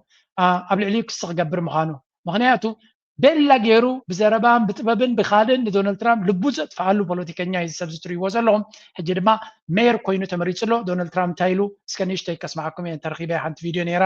ድሮ ኣቕሉ ፀይቦ ስለ ዘሎ እንታይ ክገብር ከም ዘሎ ብኸመይ ከፈራርህ ከም ዘሎ ዝኾነ ኣጀንዳታት እዩ ዝደሊ ዘሎ ዶናልድ ትራምፕ እዩ ዝበሃል ዘሎ but again እቲ ኩነታት ዶናልድ ትራምፕ ክቋፀረሉ ኣብ ዘይክል ደረጃ ኮይኑ ኣሎ ዓለም ድማ the world is watching እዚ ድማ መጀመርያ ውድቀት ናይ ዶናልድ ትራምፕ ፖለቲካ ናይ ዶናልድ ትራምፕ ናይ ሪፐብሊካን ፖለቲካ ይወድቕ ከም ዘሎ እዩ ዝበሃል ዘሎ ነዚያ ጥራይ ንስማዕ ክንሓልፍና ሸ Mr. President, your beloved New York City may well be led by a communist soon, Zohran Mamdani, who in his nomination speech said he will defy ICE and will not allow ICE to arrest criminal aliens in New York City. Your message to communist Zohran Mamdani? Well, then we'll have to arrest him. Look, we don't need a communist. ከም ትሪእዎ ዘለኹም ኮሚኒስት እዩ ዝብሎ ነታ ከተማኻ ንስኻ ናይ ኒውዮርከር ስለ ዝኾነ እዚ ኣብታ ከተማ ናቱ መበቆል ከተማ ናቱ ሶሻሊስት ዝኾነ ኮሚኒስት እዩ ዝብለሱ ተዓዊቱ ከም ዘሎ ነቲ ፖለቲካ ናይ ዶናልድ ትራምፕ ድማ ቻሌንጅ ክገብሮ ምዃኑ እዩ ዝነግር ዘሎ ክንኣስሮ ኢና ምክንያት ክንደሊ ኢና ገለ ክንገብር ኢና ገለ ክንፈጥር ኣለና እናበለ ድራማታት ክገብር ኢና ንሪኦ ዘለና እዚ ድማ እንታይ ዘርኢ ዘሎ ናይ ዶናልድ ትራምፕን ናይ ማጋ ፖለቲካን ኣብ ሪል ታይም ያዕኑ ከም ዘሎን እንታይ እዩ ስኻ ህዝቢ ኣሜሪካ ከምቲ መብፅዓ ንኣሜሪካ ሜክ ኣሜሪካ ግሬት ዶ ገለዶ ተባሂሉ ገለ ነገር ከምፅሎም ኢሎም መብፅዓ ዝኣተው ዋላ ሓንቲ ለውጢ ስለ ዘይመፀ ኣሜሪካ ካብ ካፒታሊዝም ተስፋ ከም ዝቆረፁን ናብ ካልእ ሶሻሊስት ኣተሓሳስባ ድማ ይጎዩ ኣሎ ብፍላይ እቶም ንኣሽቱ ማለት እዩ እዚ እንታይ ዘርኢ እቲ ካፒታሊዝም ዝበሃል በዓል ኢሎን ማስክ ናብ ትሪልዮናት ዝትመን ሃብቲ ኣብ ዝእክብሉ ዘለው ተራ ሰብ ግን መናብሮ ናቱ 70% ህዝቢ ኣሜሪካ ፔይቼክ ቱ ፔይቼክ እዩ ዝነብር ዘሎ ስለዚ ናይ ብሓቂ እቲ ፖለቲካ ድማ ንዑይ ዘንፀባርቕ ዘሎ እቶም ሃብታማት ድማ ነዚ ነቶም መቀናቕንቲ ናቱ ንምዕዋት ብዙሕ ነገር እዮም ገይሮም እቲ ኣንድሮ ኮሞ ዝበሃል ድዩ ካልኦት ድዮም ንኩሎም ንምዕዋት ብዙሕ ገንዘብ ኢንቨስት ገይሮም እንተኾነ ነዚ ዞራን ማምዳኒ ክስዕርዎ ይከኣሉን መንእሰያትን ህዝብን እዩ ብዘይ ብውሕድ ባጀትን ብዘይ ናይ እስታብሊሽመንት ደገፍን እዩ ተዓዊቱ ዘሎ ናይ ብሓቂ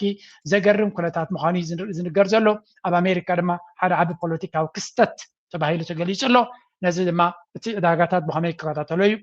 ንሕና ድማ ነቲ ዘሎ ክንሕብረኩም ኢና ናይ መወዳእታ I saw this stat and it blew my mind. Remember those stimulus checks we got back in 2020? $1,400. The government was handing it out like candy. Well, if you had taken that $1,400 and bought Bitcoin when you got the stimulus check, you'd now have over $21,000. So think about the... ከምዛ ንዝብለኩም ዘለና ኣብ ግዜ ኮቪድ 200 ኢንቨስተር ትገብር ነርካ ቢትኮይን 21,000 መሃለወካ ቢትኮይን ክሪፕቶ ካልእ ኢንቨስትመንት ንታሕቲ ወሪዶም ኣለዉ ለንቀነ ተጠቐምሉ ትዕድል ክንደይ ግዜ ክነግረኩም እየ 1900 ናብ 21000 ኣብ ውሽጢ 5 ዓመት ዝዓበየ ሕጂ እውን ናብ ዝዓበየ ደረጃ ክኸይድ ስለ ዝኽእል ፕሊስ ተጠቀሙሉ እቶም ኢንቨስት ገብሩ ዘለዎም ድማ ቀፅሉ ንሕና ኣገዳሲ ንሂወትኩም እዚ ቻነል እዚ ድሕሪ 10 ዓመት ሓደ ካብቲ ከኽርዓና ዝኽእል ነዚ ትሕዝቶታት ናይ ቁጠባ ንሕና ንብሎ ዘለና ተኸቲሎም ስጉምቲ ዝወሰዱ ሂወቶም ብዘይ ቃል ዓለም ድሕሪ 10 ዓመት እየ ዝብለኩም ብዘይ ቃል ዓለም ሂወቶም ብቁጠባ ክቕየር ከም ዝኽእል እዚኣ ቁጠባ መዐቀኒ ስለ ዘለዎ እየ ዝፈትዎ ነዚያ ድማ ናባኹም የመሓላልፋ ኣለኹም እቶም ዕድል ዘለኩም ኣብ ኤውሮፓን ኣሜሪካን ዘለኹም ተጠቐሙሉ ይብለኩም ንቐፅል ግብጾ ሻዕቢያን ቀጥረው ሻዕቢያ እሱን ቀጥሮ ኢትዮጵያን ወቅቶ ባህር በርና ያሳጣንና አገር ያስገነጠለ ካዲ ነው። ኑ እንታረቅ ብሎ የፖለቲካ ድርጅቶችን በእርቅ መድረክ ጋብዞ በሬ አርዶ ያረደ ካዲ ነው። ሰሜን እዝ ላይ ደገመውም እሱ ነው። ከም ትሪእዎ ዘለኹም እዚ ናይ መወዳእታ ናይ አንጨርጭሮ ዘረባ ኢና ንሰምዕ ዘለና ንህወሓት ሙሉእ ብሙሉእ ታርጌት ዝገበረ ዘረባ ኢና ንሰምዕ ዘለና እቲ ዕላማ ድማ ንህወሓት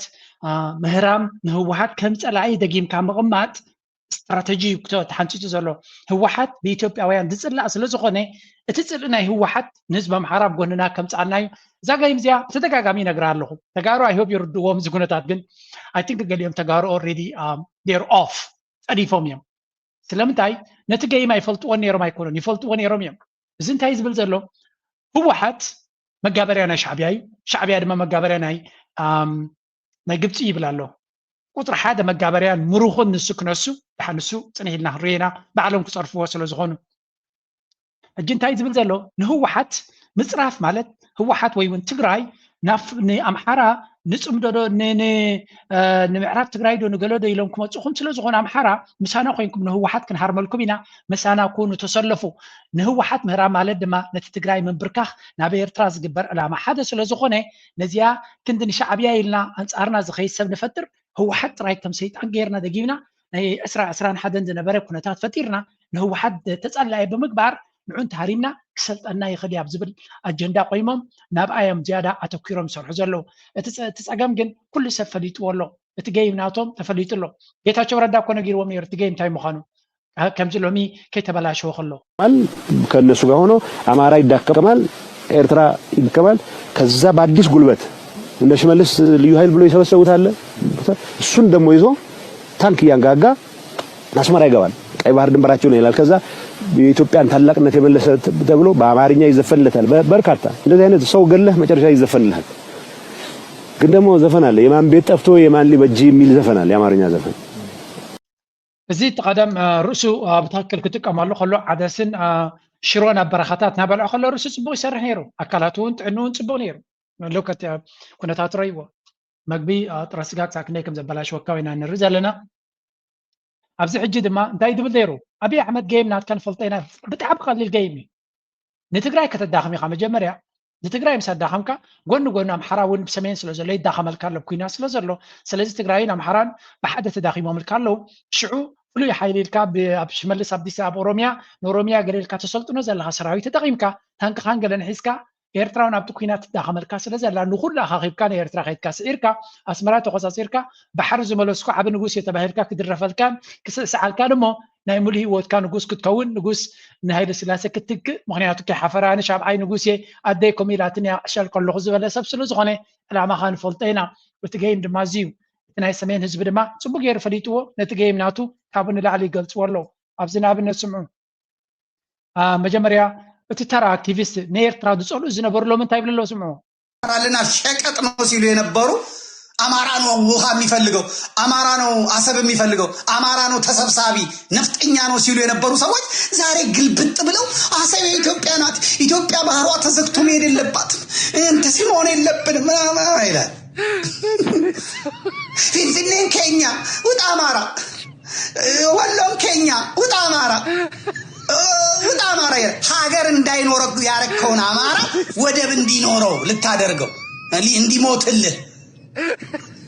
ኤግዛክትሊ እዚ ሓደ ፀላኢ ናይ ኤርትራ ግን እቲ ኩነታት ገይም እናተረዶም ይመፅእ ስለ ዘሎ ተኣላይመንት ወይ እውን እታ ኣሰላልፋ ኤርትራ ከይሰርሐቶ ይስራሕላ ዘሎ ዝበልኩም በዚ እዩ እንታይ ዝብል ዘሎ نام حراي قدم بحري دليه كبل كله شفتنا بلكات تشفشف زنبركا بحريت ام حريم زلي ومبرتاي اثيوبيا يفتو قينهم جبتنا بلكات صرفهم زنبركا اثيوبيا نيهم زبزلا لومي نام حراي حجركم زي بلون كللو قواصر كم زي كلن كاب بوليتيكان كاب كالن كاب قطبان ارحقا تشفشفنا هلخا تجمتيل كحجر ما نام حرا نع بحر كم صاير كنا مسينا ودبنا حسب قليل كان من هات قشش كيد كادله نام حرا ابزنات كدرامان ابزنات كصوتان زاتو حزبي كونن جيم ناوتكم فليتنا هنا جيم اوفر دما يبلو مالو እዚ ድማ ይንኣብን ነቲ ካድረታትናቱ ናብ ናይ መወዳእታ ደረጃ አንጸርጽሮ ተብዲቆም ዘሎ ንስዩ ምናልባት ንሰብ ከታለሊሎም በዓል ባጫዶ ወላ ዱጫ ዝበሃሉ ስምዕዎም ኣብዚ ምንም የኢትዮጵያ አንጡራ ሀብት ነው አሰብን የወሰዱት እነሱ ራሳቸው እንደሚሉት በቅልጽምና አይደለም የሚሉት አዎ ይሄን መጫጣን እንጂ በጉልበታችሁ ነው የወሰዳችሁት አዲስ አበባም ጉልበት ፈጥራችሁ አስመራም ጉልበት ፈጥራችሁ ሁለቱም ቦታ ማንንም እንዳይናገር አንገት አስርቅ አስቀብራችሁ የሽግግር መንግስት ሆናችሁ ይያለ በእናንተ ዘመን በጉልበታችሁ በጠመንጃችሁ የኢትዮጵያን አንጡራ ሀብት በተንኮልና በሸፍጥ አስመራና አዲስ አበባ ሆናችሁ ወስዳችኋል هاي زبل زلو حسبنا نيرا أشكعكم أتعليلكم يهم وسيدكم ما قال إيرتراويان دما بغلصمنا إنا ناصرنا رخيبنا دو تبلو وبغلصمكم معناتو بحيلي حيلكم أسمران أدي سابان تغزاصيركم سلازي نبركم زيناتكم بحيلي يهم وسيدكم مو سلازي بقالاتهم يزدكم زلو مالتن ديو حجونا حفر ليك ونان بغلصمنا إنا ناصرنا نامسينا أب قرارمتي ناي درقينا سعيدنا وسينا من تانتو قرارمتناتو كم قاليلو مستأمي كي مسدما قرارمت أرقيفهم يوم شعبي عم جيرهم قرارمت أرقيفهم مارخ إدلي هبون كافت حجر كم زهد ميم جيرهم سراويت نات كادما كم حماخشتي إلى ما في يومه this is your story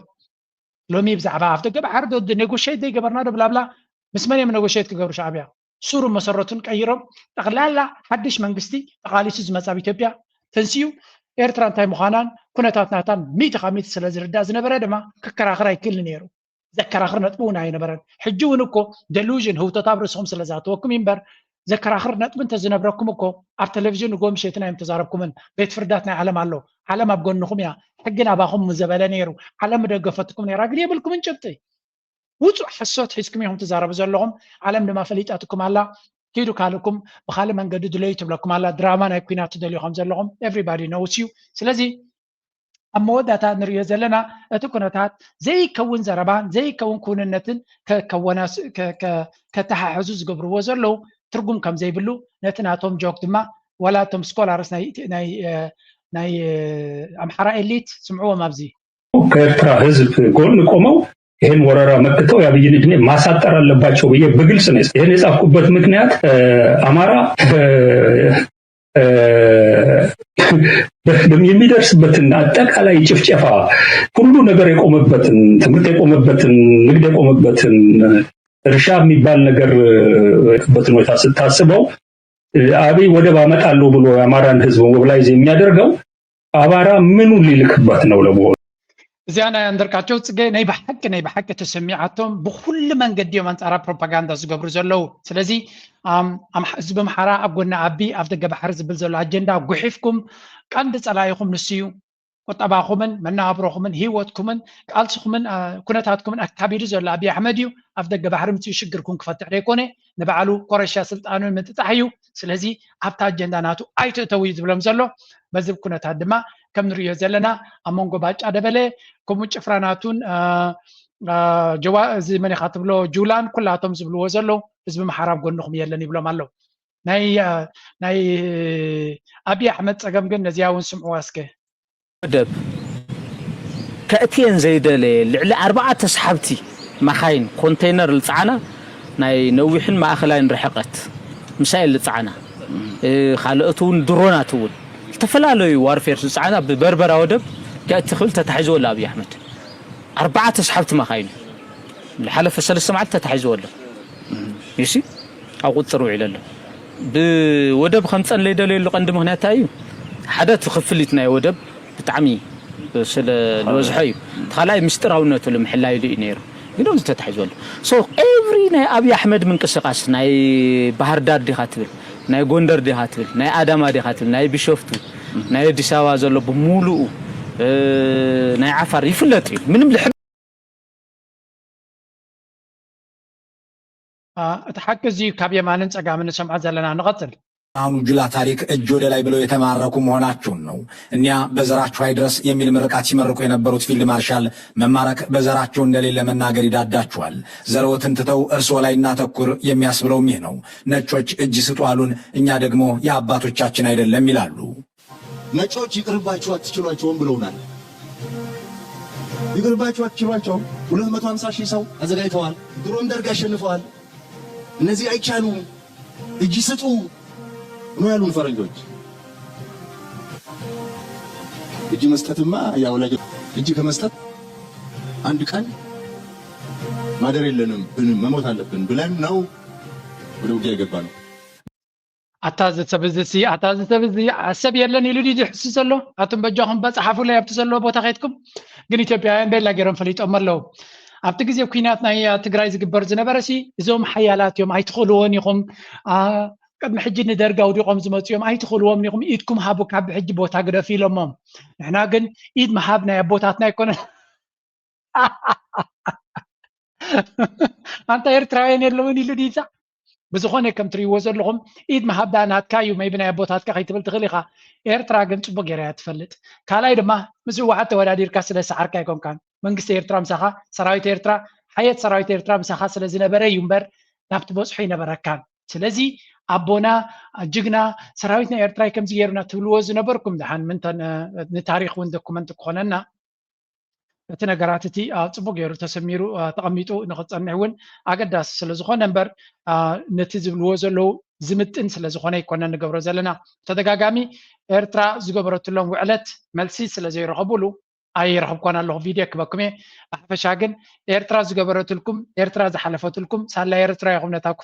ነታ ብድሆት እያ ሰጊርኩማ ግን ድሓን ሕጂ እውን ብድሆታት ክመፀኩም ስለ ዝኾነ ዝፍጠር ነገር የለን። ንስኻትኩም ክትሕስቡ ኢኹም። ኢትዮጵያውያን ግን ፈሊጦምካ ተማራኺ ዝነበርካ ኢድካ ንላዕሊ ትህብ ዝነበርካ ሎሚ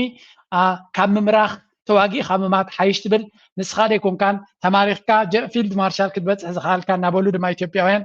ከባድ ጭውሉ ኢና ንሰምዕ ዘለና። ግን ብዝኾነ እዚ ኩነታት እዚ ነዚኦም ሰባት እዚኣቶም ምክትታል ኣገዳሲ እዩ። ግን ካብኡ ናብኡ ወላቲ ባጫ ደበለ እውን ክህድድ ጀሚሩ ኣሎ። ኤርትራኖች ያውቁናል በደንብ አድርገው የምንዋጋ ኤርትራኖች ያውቁናል በደንብ አድርገው ያውቁናል። የቲፒኤልኤፍ ዋርሎዶች ፈጸሙ ከመይ ዓይነት ከም ንዋጋእ ሲ ኤርትራውያን ፅቡቅ ገይሮም እዮም ዝፈልጡና ኢሉ ከመይ ጌርኩም ከም ትዋጉ ዳ ከመይ ጌርኩም እንታይ ዓይነት ዓቕሚ ከም ዘለኩም ዳ ክንደይ ግዜ ነጌርኩምና እንዲኹም እንታይ ኢልና ኢና እሞ እንታይ ፍሉይ ምስጢር ክንፈልጥ ደሊኻና ንስኻ ንበዓልኻ ኣብ ቅድሚ መድረክ ወፂኻ ተጨፍጪፍና ኢና ኤርትራውያን ንእሽተይ ቦታ እውን ፍንቅቕ ክነብል ኣይከኣልና እናበልካ ትዛረብ ዝነበርካ በዓልካ እንዲኻ። ስለዚ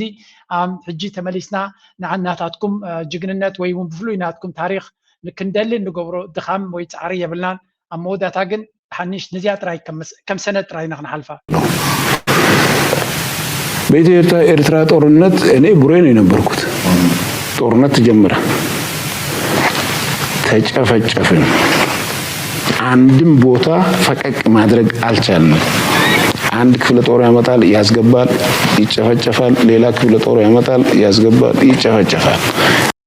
እዚ እቲ ታሪክ ናይ ኤርትራ እንታይ ዓይነት ሰብ ምዃንኩም በዓል ንስኻ ኤርትራ ኣብ ሰውራ ትፈልጠኩም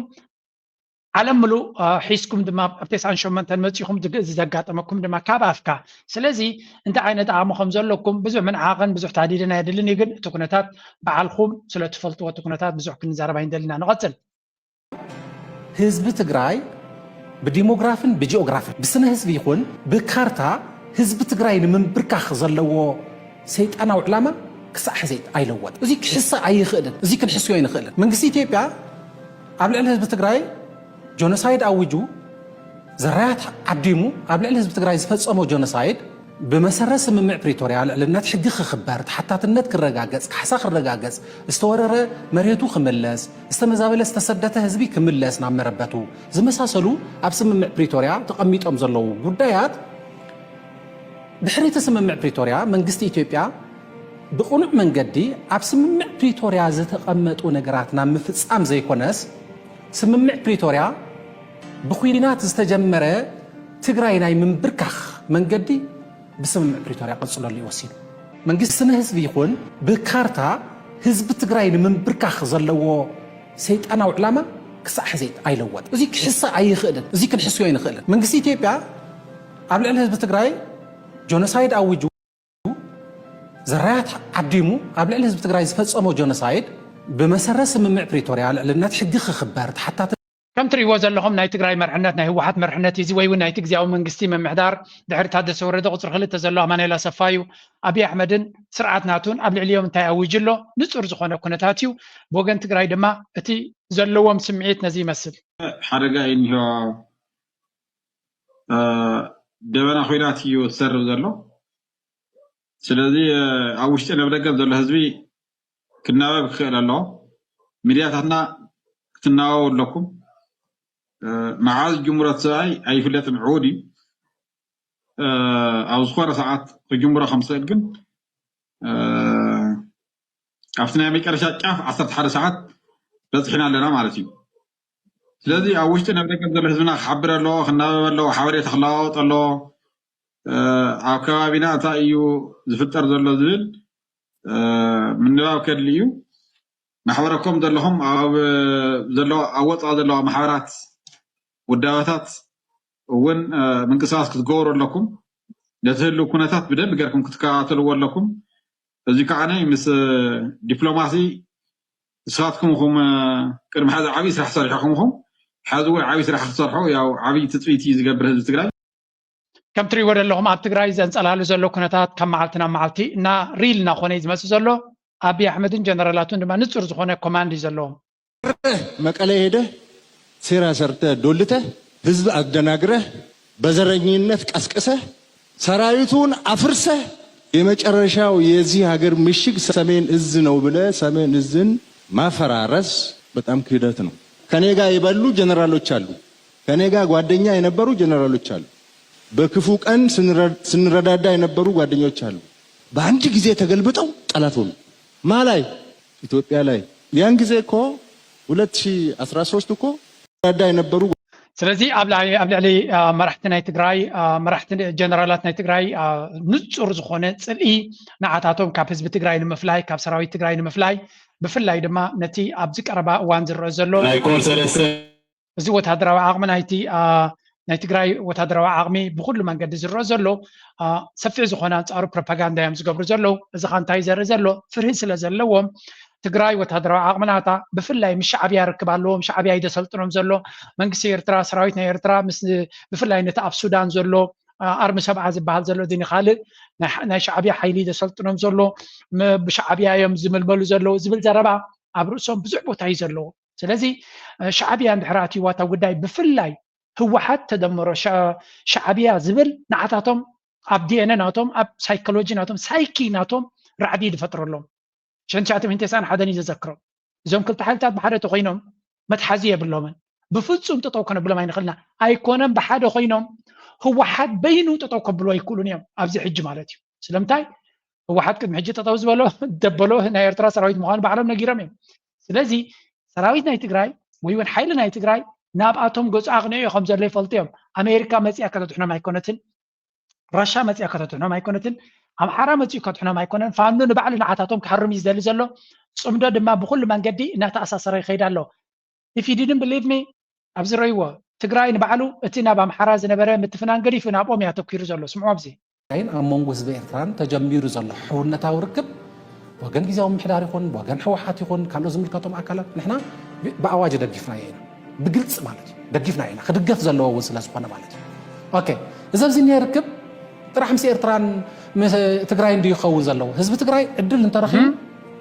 بسبب حارة مسز بمحارة ركب يدلي مسز بوسودان ركب يدلي مسز بعفار ركب يدلي مسز بعجو ركب يدلي مسز بكمان تركب يدلي أبزخ باب مزل الله حزب تاع العل كله مزوم حزب تاع زياتهم ركب يدلي مغنياتو أمونغو حزب تاع زفتر حولنا تاع وركب أمونغو حزب تاع زلو سلامة وركب نتوم بوليتيكا وحيلتات يجرحومي سرعة يتحزومي زوم حزب تاع زياتهم حونتاوين سلامة وركباتهم كتناخرون تخيلهم أبزوم حزبتات زياتهم زلوا بوليتيكا وحيلتات بقللوا نافزي تدلي غونسي كاتيو اي يخولوني العين عامه ኣብ መንጎ ህዝቢ ትግራይን ኣብ መንጎ ህዝቢ ኤርትራን ተጀሚሩ ዘሎ ሕውነታዊ ርክብ ወገን ግዚያዊ ምሕዳር ይኹን ወገን ከምዚ ንሪያ ዘለና ኢና እዚ ዝርእይዎ ዘለው እዚ ንዓታቶም ንዓና ፅምዶ ዝረአየና ዘሎ ኣብ መንጎ ህዝቢ ኣብ መንጎ ስፖርተኛታት ኣብ መንጎ መስኪን ህዝቢ ኣብ ጎደቦታት ዘሎ ብፍላይ እዚ ከተማ ዓድዋ ምስ ከተማ መደፈራ ዝገበርዎ ርክብ እዚ ንኣቢ ሲቪልዮም ዝራኸቡ ዘለው ተራ ህዝቢ ዝራኸብ ዘሎ ንዓታቶም ግን መርዲ እዚ ምክንያቱ ናይዚ ክልተ ኣብ ሰሜን ዘሎ ህዝቢ ኣብ ፅልእናቶም ዳዮም ክነብሩ ዝኽእሉ እምበር እዚ ክልተ ህዝቢ እዚ ምስ ኣምሓራ ወሲኽካ ሓድነት ተፈጢሩ ምስ ዓፋር ወሲኽካ ሓድነት ተፈጢሩ ኦሮሞማ ዝበሃል ናይ ኣብይ ኣሕመድ ዕንደራን ዳንኬራን ቦታ ክህልዎ ኣይኮነን ኣብ ሓፂር ግዜ ድማ ከንቆልቆል ምዃኑ ኢና ንርኢ ዘለና ናይ ብሓቂ ዘገርም መድረኽ ኢና ንርኢ ዘለና እቲ ኩነታት ድማ ካብቲ ንሳቶም ዝፅበይዎን ዝሓልምዎን ዝነበሩ ብዝቐልጠፈ መንገዲ ይቕየረሎም ስለ ዘሎ ነዚ ኩነታት እዚ ኣወል ድማ ወሲኹ ቤላ ገይሩ ሓቲምሎም ኣሎ ብዚ ማለት ይስምዕዎ ወግዕ ስድራ ወዳሓው ቦይ ስርዓት በሻሻብቲ ንባይቶ ሃገሩ ዘስምዑ ኣለውለው ፅውፅዋይ ምንጋር ኣብዚሒ ነይሩ ፅውፅዋይ ብዛዕባ ምዕባለ ኢትዮጵያ ፅውፅዋይ ብዛዕባ ባሕሪ ኤርትራ ፅውፅዋይ ብዛዕባ ዓጋዘን ብዛዕባ ሓርማዝን ኣንበሳን ካልኦት እንስሳታትን ስለምንታይ እዩ ናይ ቀዳማይ ክፍሊ ፅውፅዋይ ንኣባላት ባይቶ ዝነግሮም ነቲ ኩሉ ሰብ ዝፈልጦ ፅውፅዋይ በዓል ኣንበሳኸ እዞም ኣባላት ባይቶ ልክዕ ከም ታት ምስደቆም ተኣኪቦም ፀሓይ ንጎወፁ ኣለዉ ነበሩ ብዕላል ዕላልካ ብዛዕባ ደቆም ተህዲድን ጉራን ይጅምሩ ወኻርያ ተረኣ ምስ በፅሐ ኣነ ደቀይ ብዙሓት እዮም ኣብ ሓደ እዋን ካብ 5 ክሳብ 6 ተወልድ ዕድለኛ ክትብል ብምክሕ ትዛረብ ብኡ ድማ ናብታ ኣብ ትሕቲ ገረባ ፅሊላ ስኺላ ክትዕዘብ ዝፀንሐት ዋዕሮ ወይ ኣንስተይቲ እምበሳ ጥምት ኣቢላ ዋዕሮ ዳ እንታይ ክስኺልኪ ክንደይ ዲ ክትወልዲ ክትብል تحت وعرو رقيلا حدا يزولد كتب الملست ويو غاريا باشك على هو مسكنيتي بقى وينك حدا ترى بعلا انا معتنا ولد الناس نسخ حدا قد رخيبكي تبلا ويو رقيت وعرو حجون برقات وحكخي حدا يزولد قنام بسايو كتب الملست الله يبال دمسن قرا زيادة زربا وخاريا شدشت مولادا برك نقر يكونن تفطرنا تايو أمبساقن حادق زيادة ورد لك تازانتا أمبسات رادي يكونس حرماز ونزبلوي حرماز حادق زي كولد نبزو حوارح تصبيو كم تولد حرماز يتنقر قن ولادا كولد كلدما مريت حافن تبيلو غرو مريت قد زغل انسساي نابلت بحفشا ببزح من قديم زمسلوا exactly እቲ መልእኽትናቱ ድማ እንታይ ምዃኑ ንማንም ሰብ ንጹር እዩ ስለዚ ንሪኦ ዘለና ነጎድጓድ እቲ ቃላትን እቲ ኣካይዳን እቲ ስልትን እንታይ ከም ዝመስል ብኩሉ መንገዲ ንሪኦ ኣለና ጽምዶ ድማ ነጎድጓድናቱ ራዕዲ ክፈጥር ንሪኦ ኣለና ብሓፈሻ ኣብይ ኣሕመድ ከይተጀመረ እቲ ኩነታት ክድህሎ ጀሚሩ ኣሎ እዚኣ ጥራይ ርኢና ክንሓልፍ ኢና ኣብ ትግራይ ሪፈረንደም ምግባር ብቐጥታ ውዕሊ ፕሪቶሪያ ዝጥሕስ እዩ ንምንታይ በል ريفرندم زكايت تقرأي منجست خلوها خلي هذا لنا منجست جزاو منجست ريفرندم كايت زغل حقاو كاباسيتي يولد حاجة خلاي تقرأي حزبات وتينو ريفرندم كتقبر أي تغلب سالساي إتيا ويتبقى عب تقرأي سعاد كان زئتو سكواد عمل لا تقرأي زمدوم بب درجو أب سلسة خفال يوم زياتهم حزب تقرأي خفالتهم اللوو مريحنا تقرأي قنفاليتومي تعانا بتعامز حقو سنة تاي موسيلكا ملا حزبناون أوز عاون زلو خفالتهم سئلنا زودقنا أيقونان تعزز النهاية مسموس كم هاجر غيرنا عرسنا سلا نقصر نمنتها إبوت درجة نسون قدمت زين سقوم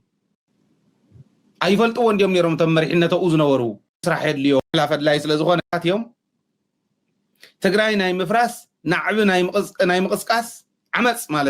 ناي مقسقاس تقرأي ناي مفراس سلطنا ايم سلطينو كاوشتن كابدغن of course ጻድቃን ይኹን ካልኦት ሓይልታት ኣብ ምስ ዓቢ ወጊኖም ዘለዉ እንኮላይ ተሳምራዶ ወላ ኣሞራዲ ወላ ወኻርያ ዝበሃል ንሱ እውን እንተኾነ ኣብ ጎና ዓቢ ኮይኑ ንኤርትራ ሓንሳብ ስርዓት ክቕይር እየ ሓንሳብ ከምዚ ክገብር እየ ይብላ ኣሎ ሓደ ኣብዚ እውን ኣሎ ለንቀነ ኣብ ዝተፈላለየ መንገዲ ደምፅዎ ዘለዉ ምክንያቱ ንዓቢ ምስ ኣብደው ዝበለሎም እንተደይ ተዛሪቡ ግዚኡ አኺሉ ማለት እዩ ነገታቸው በስልጣን ያሉ ሶስት የስልጣን ማዕከላት ነበሩ ጊዜው የህወሓት የጦር አዛዦች በራሳቸው ታጣቂዎች ላይ እና ብዙ ተጠቅመው ነው የሚወጡ በጦርነት ስራም ቢሆን ከጦርነት ውጭ ሌላ ስራ እንሰራለን ብለው አያስቡም ነገሮችን በፖለቲካ መፍትሄ ሊያገኙ አይፈልጉም ሌላው ደግሞ በተጠያቂነትም ይሰጋሉ እንጠይቃለን የሚል ስጋትም አላቸው ስለዚህ ወደ ጦር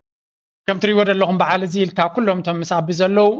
ዝከኣሎም ነገር እዮም ፕሮፓጋንዳ ክገብሩ ንኣብ ንምድሓን ኩሉ ዓይነት ፈተነታትን ህቀናታትን ይግበራሎ እቲ ብወገን ትግራይ ዝግበር ዘሎ ወታደራዊ ምንቅስቃሳት እዚ ክመስል ከሎ ብወገን እቲ ናይ ፅምዶ ኣካይዳ ድማ መመሊሱ እናሓየለ ኣብ ዝኸደሉ ዘሎ እቲ ዝፅበዮም ዘሎ ብድሆ እናተረኣዮም ይኸይድ ስለ ዘሎ they have to really vent ኩሉ ዓይነት ስቶሪስ ክፈጥሩሎም ኩሉ ዓይነት ኣካይዳ ክሰርሑ ክኽእሉሎም ኣብ መወዳእታ ናብ ናይ ኤርትራ ገፀ ክሰግር እየ በዚያ እስከ ንጀምር The map taught me a lot. It's amazing how the physical map,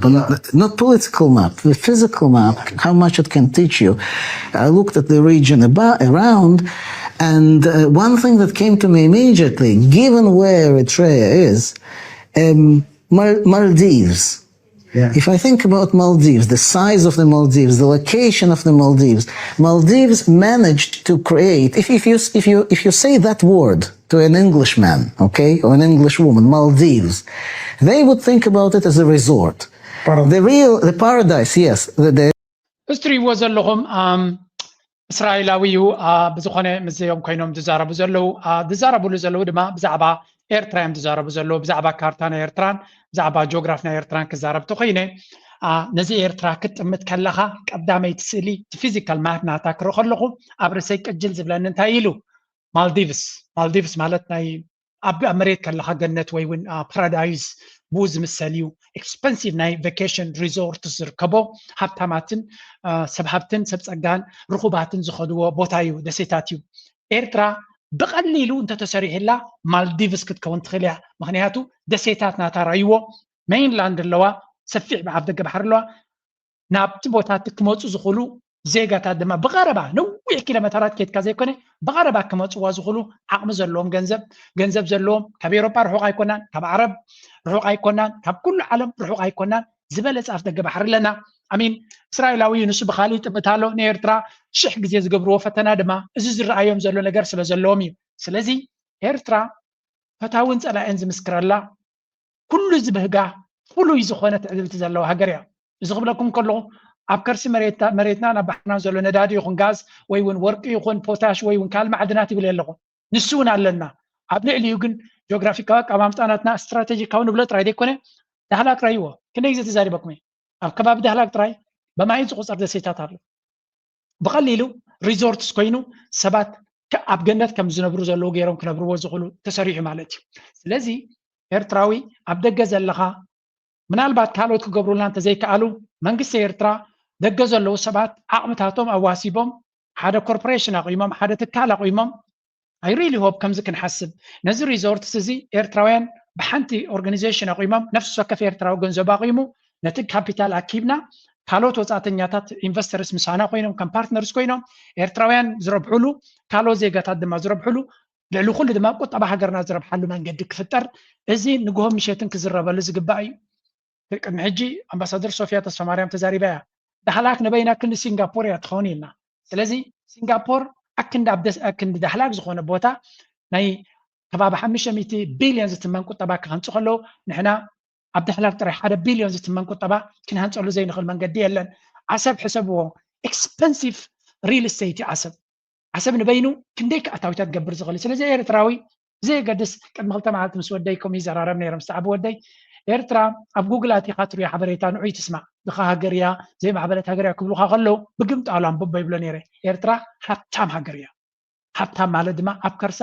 ዘሎ ወርቅን ካልእ እንደይኮነ ኩሉ እቲ ሃገር ኩላ ሃብቲ እያ ኤርትራውያን 4 ሚልዮን ድሕሪ ኮይኖም ን4 ሚልዮን ን100 ሚልዮን ዝኸውን ሃብቲ ዘለዎ ሃገር እያ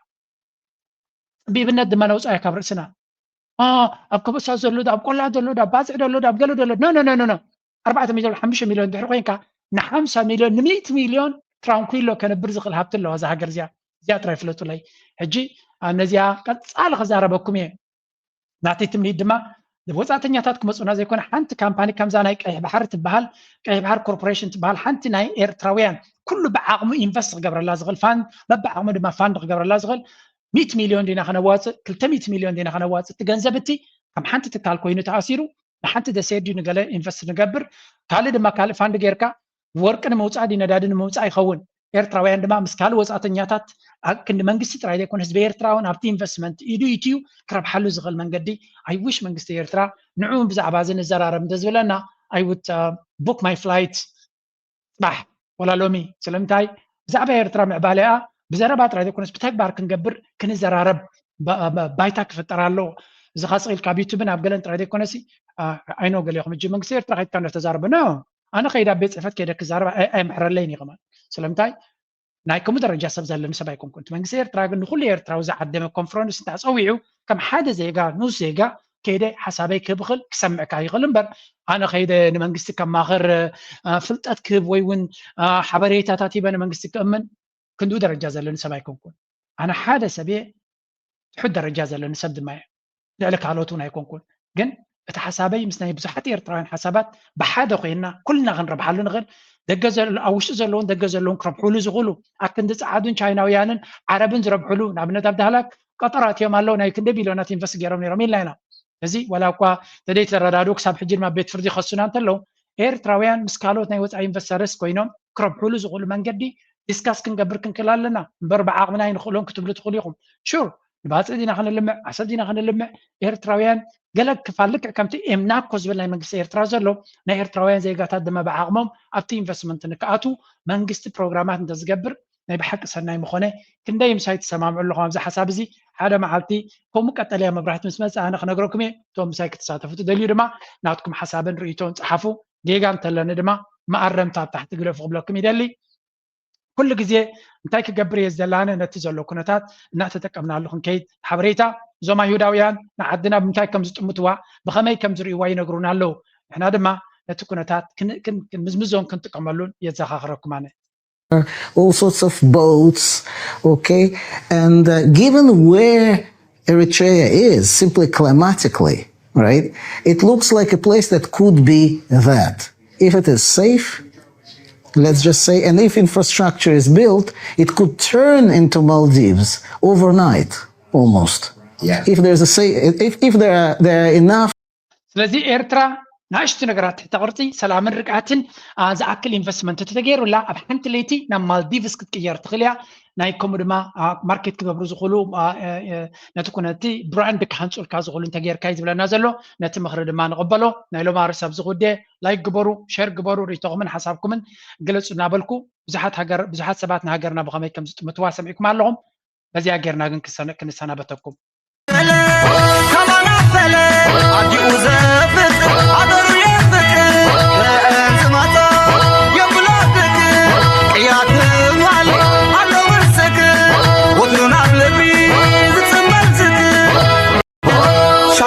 شامنا